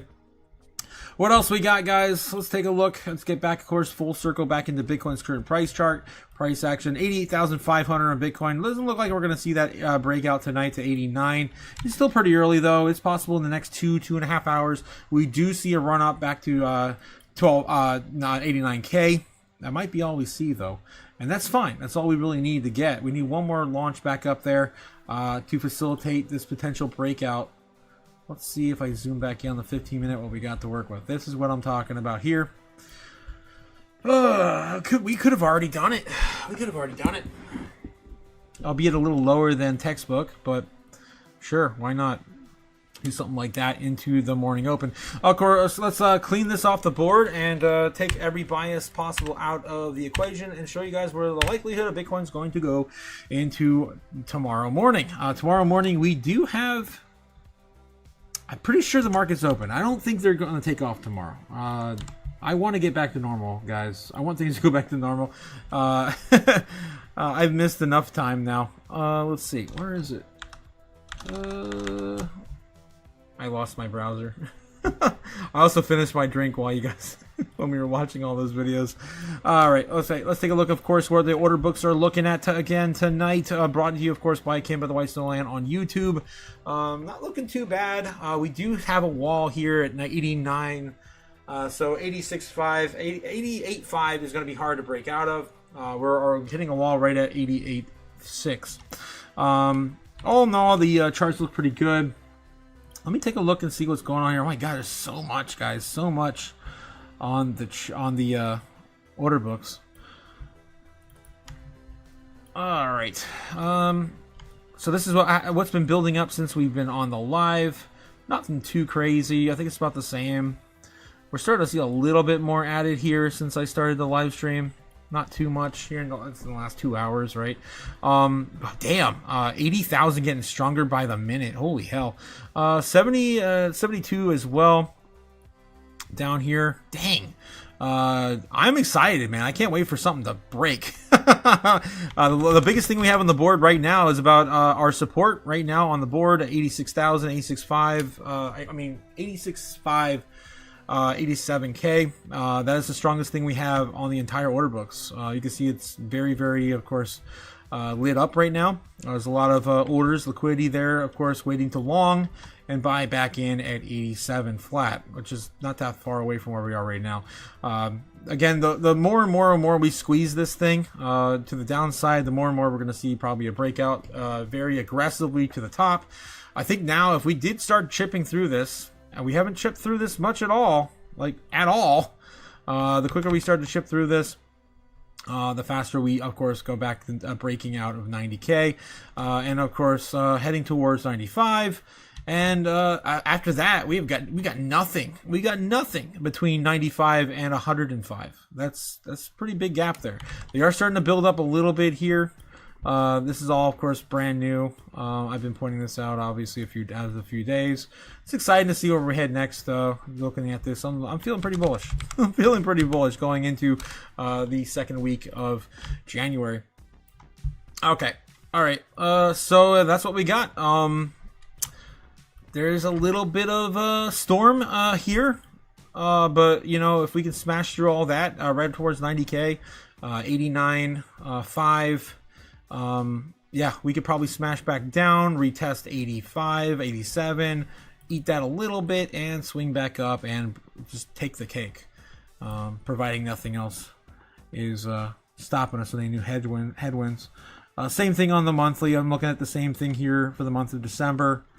Yep, about the same. All right, moving on, guys. We're moving on. Let's get back into it. Bitcoin looking pretty bullish right now.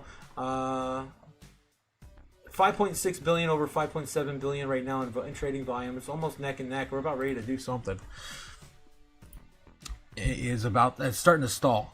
Okay, so again, let's get into it. Hopefully nothing dramatic happens here while I'm doing it in the middle of this. Like last time, we stayed up. How long we stay up to? Like 1 o'clock in the morning. Oh god, hopefully that doesn't happen again. Let's get on with it. All right, guys, let's get our ritual sticks in place and show you where the likelihood of Bitcoin is going to go tonight into tomorrow morning. The first trading day for 2026. That's awesome. I'm missing my 12 here. Where's my midnight? There it is. Okay, cool. We're on the board now. All right, on the 15-minute. Oh, let's see. I got some reference points here. And we still have not retouched our 86.5 low since Monday. Looks like since Monday. So we've had a pretty good run so far during the holidays and the monthly close. Okay, there we go. All right, guys. You ready? All right. First one of the year. Let's go. Let's see how you guys are doing in the chat real quick before I do it. I can stall a little bit. I'm paranoid, man. Last time we did this, we did not get a clear indication. It started breaking down in the middle of just, starting to do it. So I'm paranoid that it's going to happen again. As the foreign market seems to be more exciting than the American market. Oh my gosh, I'm trying to scroll up, guys. Oh my gosh, what the hell? More money, more problems. I saw that somewhere. I don't know where it went now. I'm scrolling through the entire chat. Holy crap. I can't catch up with you guys anymore. It's impossible. Tamarindo, says Ben. Paper Silver, Braveheart. Yeah, Paper Silver. Yeah, that whole thing. Okay, bankers, suits and ties, politicians gave us inflation, people to their pockets. Sure, measurements of value, games in play. We're still sort of early enough to own some parts of the new system, says Cliff. Yes. Man, that felt kind of like a song. I don't know if you guys heard some of my new songs I put out for the channel. I put it up. I had some time to work on it over the last few days off. I'm having a lot of fun with it, getting back into doing it again. Braveheart Freedom says that they always show the friendly robot with the tennis racket. In reality, it will be wielding the candlestick or the lead pipe in the study. That's right, McFreedom. That's right. They'll be the murder bots. that are coming for you. And it'll be, of course, some sort of, it'll be facilitated by the Rothschilds or something to gain access to some sort of secret patent or some X amount of people have, like we saw with the MH370 flight. Oh God, I've already said too much. We're gonna get banned. Andy, yes, stupid music woke me up. Everything is stupid, Andy, in your eyes. Stupid crypto, stupid music, stupid silver. Ben Lawrence says, why does it have a cab? Just use remote control. The chaos is hard to sleep through. Andy, condolences. I'm glad you're safe after New Year's Eve. As well, I'm happy everyone is safe after New Year's Eve. Guys, we lost good people in 2025, that's for sure. Rest in peace, Dumb Money, of course. If I had any more left to drink, I'd, of course, toast to him. Yeah, we also lost Jim Derringer. Guys, we lost Jim Derringer as well. The gunslinger. All right. I can't. I don't know if we really lost him, but he's been absent for a long enough time. Okay, Ben Lawrence says, Andy says, hello to the Russian girls for me. Really? Me too. Say hello to the Russian girls for me too. I can't. Oh, man. Where is Zebek heading to? Otaku. I'll talk too much. Yes, Ben. We can take a look at Zebek while, I chopped through the chat. Actually looks like Bitcoin's price action right now too. Look at that. That's pretty cool. 2024 right now. Did we even come close to our 2002 target? No. What did I tell you guys last time? It's possible we go down there. We retest at least 20235. We hit that, or we can go as low as 2022. But what I told you last time was what? I said, does it matter if you buy in here or here? No, it doesn't. It doesn't. It's gonna. You're not gonna remember if you bought here or here when we're sitting at a penny, right? It's like, are you really gonna make your entire decision on your financial future based on 0.2 of a penny? No, I don't think you should. Maybe it's just me, but I'm not that stingy or stubborn, right? So again, I've already been sitting on my hands on this project. I am not touching it anymore. I'm just waiting for it to play out. I've got plenty. I'm gonna humbly sit here and stack sats. All right, moving on. What else we got here in the chat? Bottom indicators. Normie's not interested. Says Braveheart. This drone defense, pre-operational defense. What? Cliff has got something. Let's see. Can I click on it? It won't let me send it. It won't send it. It won't take me there. Is this it? Oh yeah, here it is. In China, a drone show ended in disasters. The entire place was set on fire. Many people panicked and ran for their lives. What? I don't know. Maybe that is the same one. Oh God. I would say probably not, because that was posted 3 days before New Year's Day. So I'd say probably not, but that's pretty cool. It's still pretty cool. This falling sky of fire. Oh wow, that's cool. I mean, terrifying. Oh wow, look at that. That woman's skirt is melting. Holy shit. Well, let's take a listen to some of this chaos.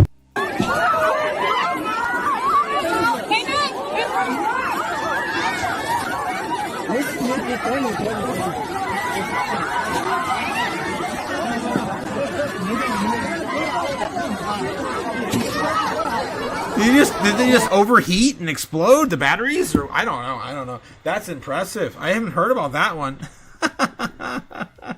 Cliff says, yes, it was a completely organized drone show, but a segment of those drones failed into burning batteries. Yeah. And it looked like a shotgun pattern type wave. Yeah, it was so cool. Terrifying. I'm sorry, terrifying.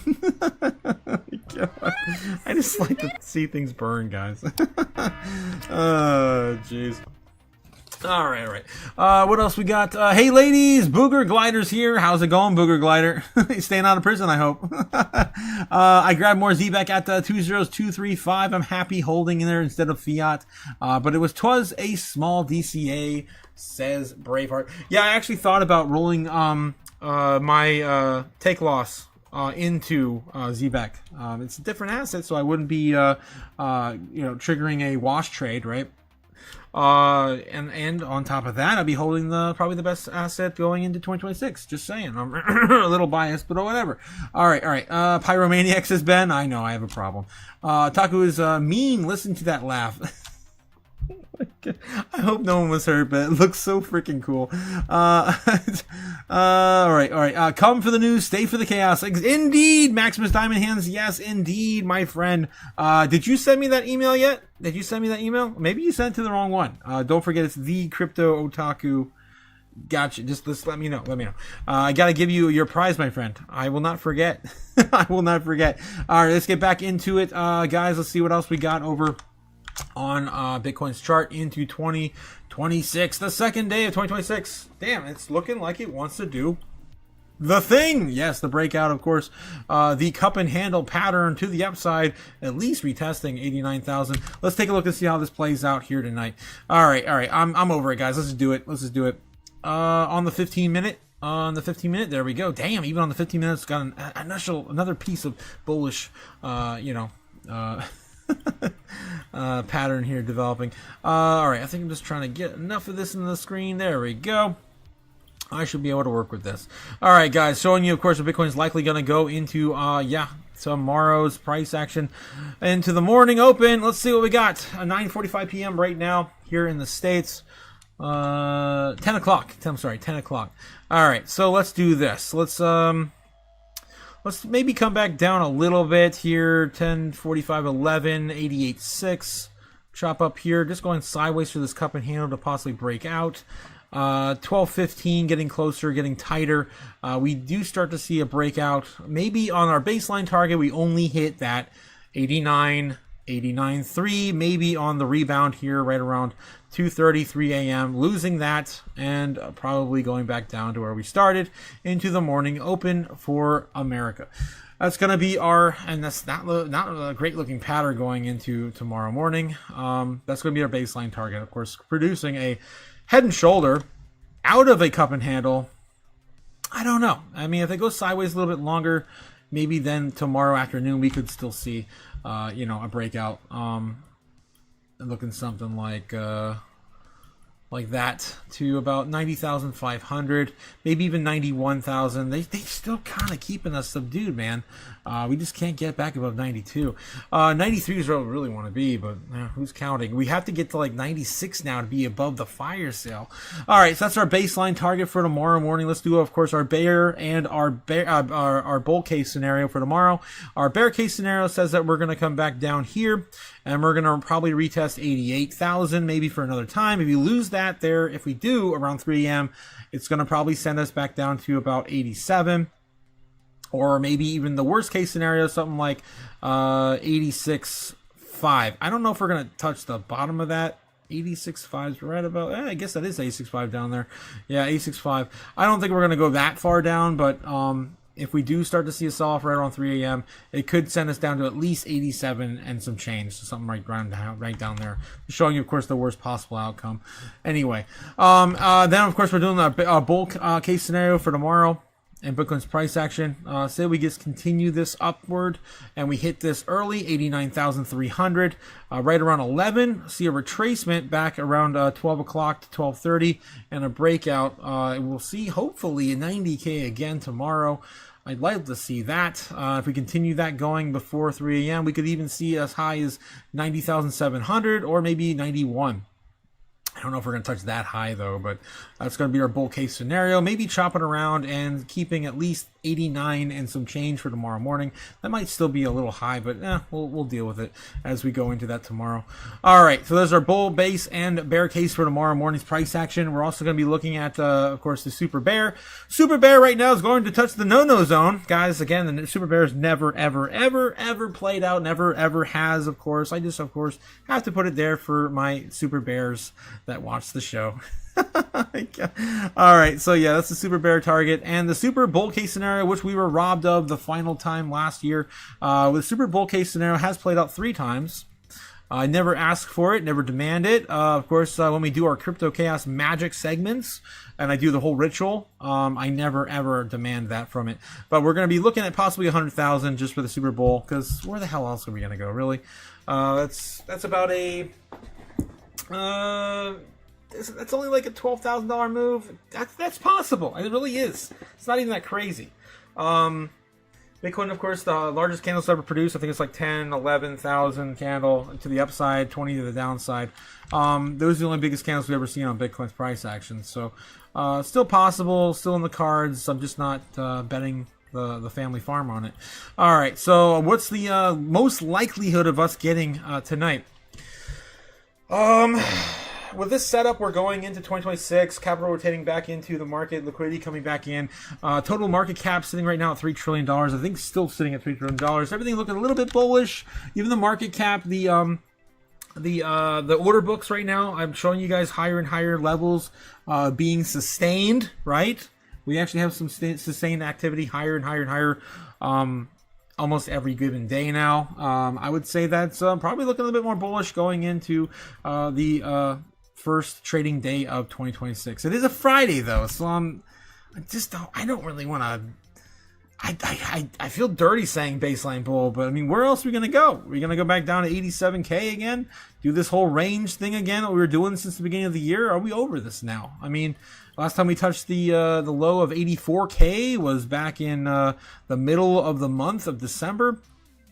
We've been trading sideways now, solid sideways action for 2 weeks. What do we need? We usually only need 2 weeks to produce a new bottom. I think we found it. I think the new bottom is now at 86.7, something like that. And of course, the final bottom, I still have been calling 80K, 80,500, something like that. Of course, we haven't seen that since November 21st. So again, just my food for thought for you guys there. It's what we're looking at. It looks like pretty baseline bull. I'm going to be calling baseline bull tonight again. Screw it. It is what it is, guys. We're going to be winning so much soon. You may even get tired of winning. Damn it. Okay. Google Glider says I need a Patreon. Oh my god, I need a Patreon. Do I? It's in the works. I'm talking about doing one this year.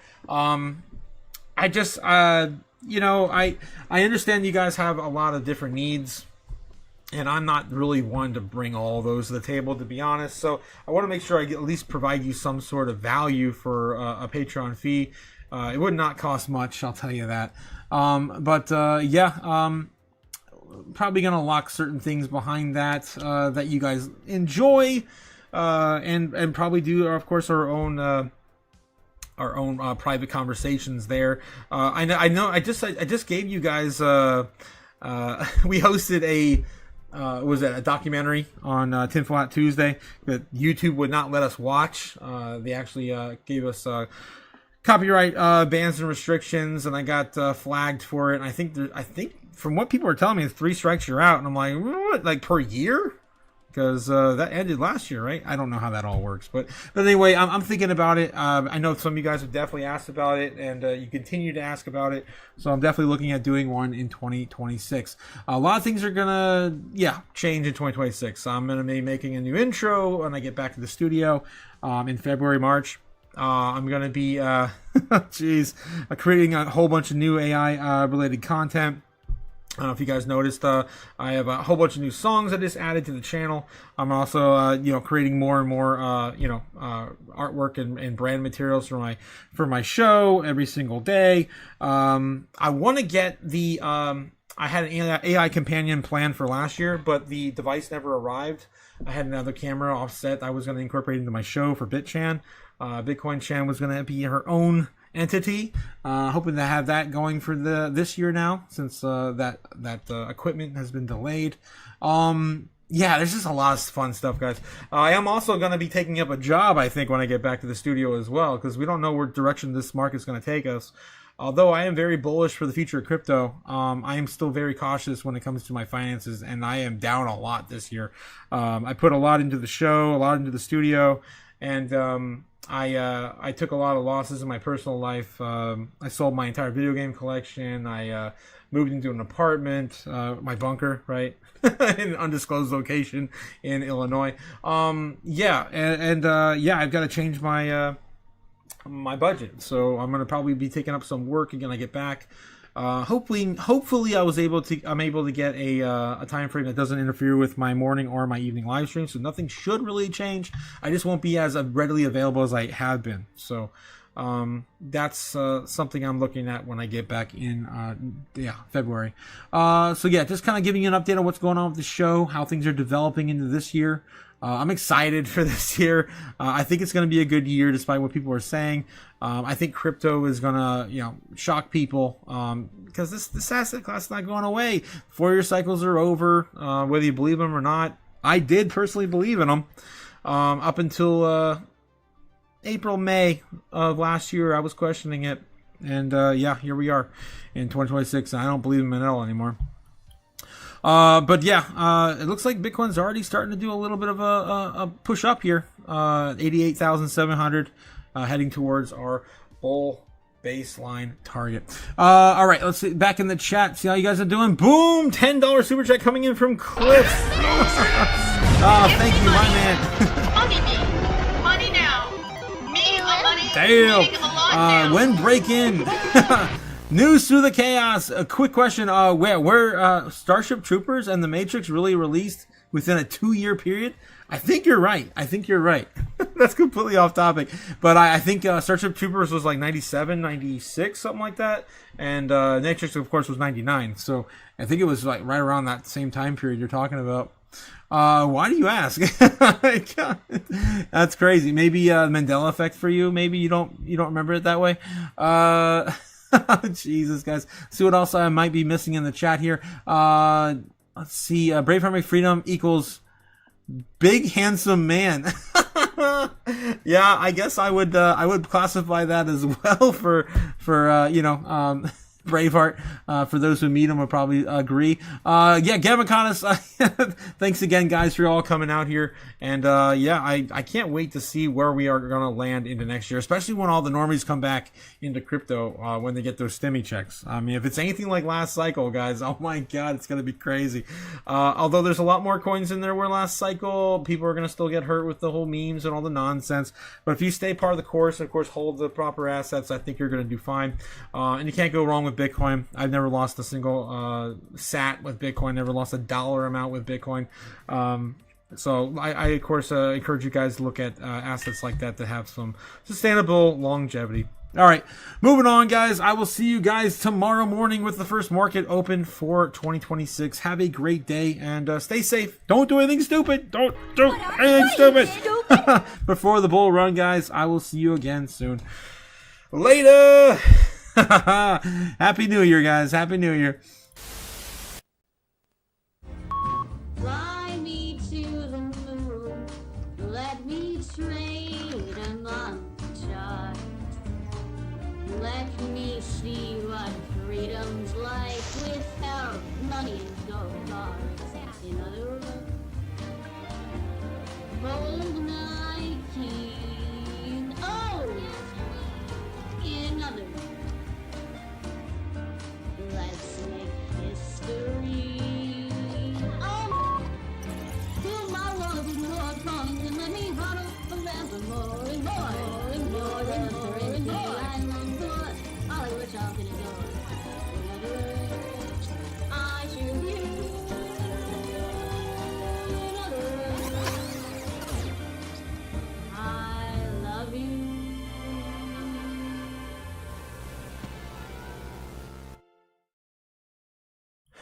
I got another fortune cookie for the Year of the Fire Horse, guys. That starts on February 14th or 15th? Sometime in February. I forget when the New Year starts. But yes, I have another 4chan cookie.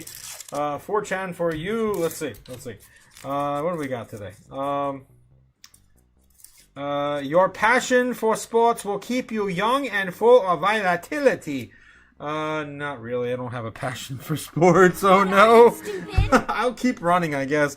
That was a really crappy way to start the year with a fortune cookie. Damn it. You're the Firehorse name, Fire Nookie. What the hell, Cliff? Yes. Cliff says, Otaku, we need to do everything we can do now to be, of course, own a part of the future while participating in humanity. 100% legit. Thank you, of course, guys, coming out tonight. Gamma guys, what are we supposed to do now? Go to bed. Go to bed. I'll see you guys all again soon. Oh, no. What? Gemma Goddess, what happened to your legs? What? Charlie Murphy, what are you talking about? Oh, no. All right, I'll see you guys over in the Discord. Have a great night, and yeah, the chaos continues over on Discord. See y'all later. I will see you in the morning. That's what, 10 hours from now? 9 hours from now? Well, of course, I'll see you guys all again soon. When will then be now? Soon.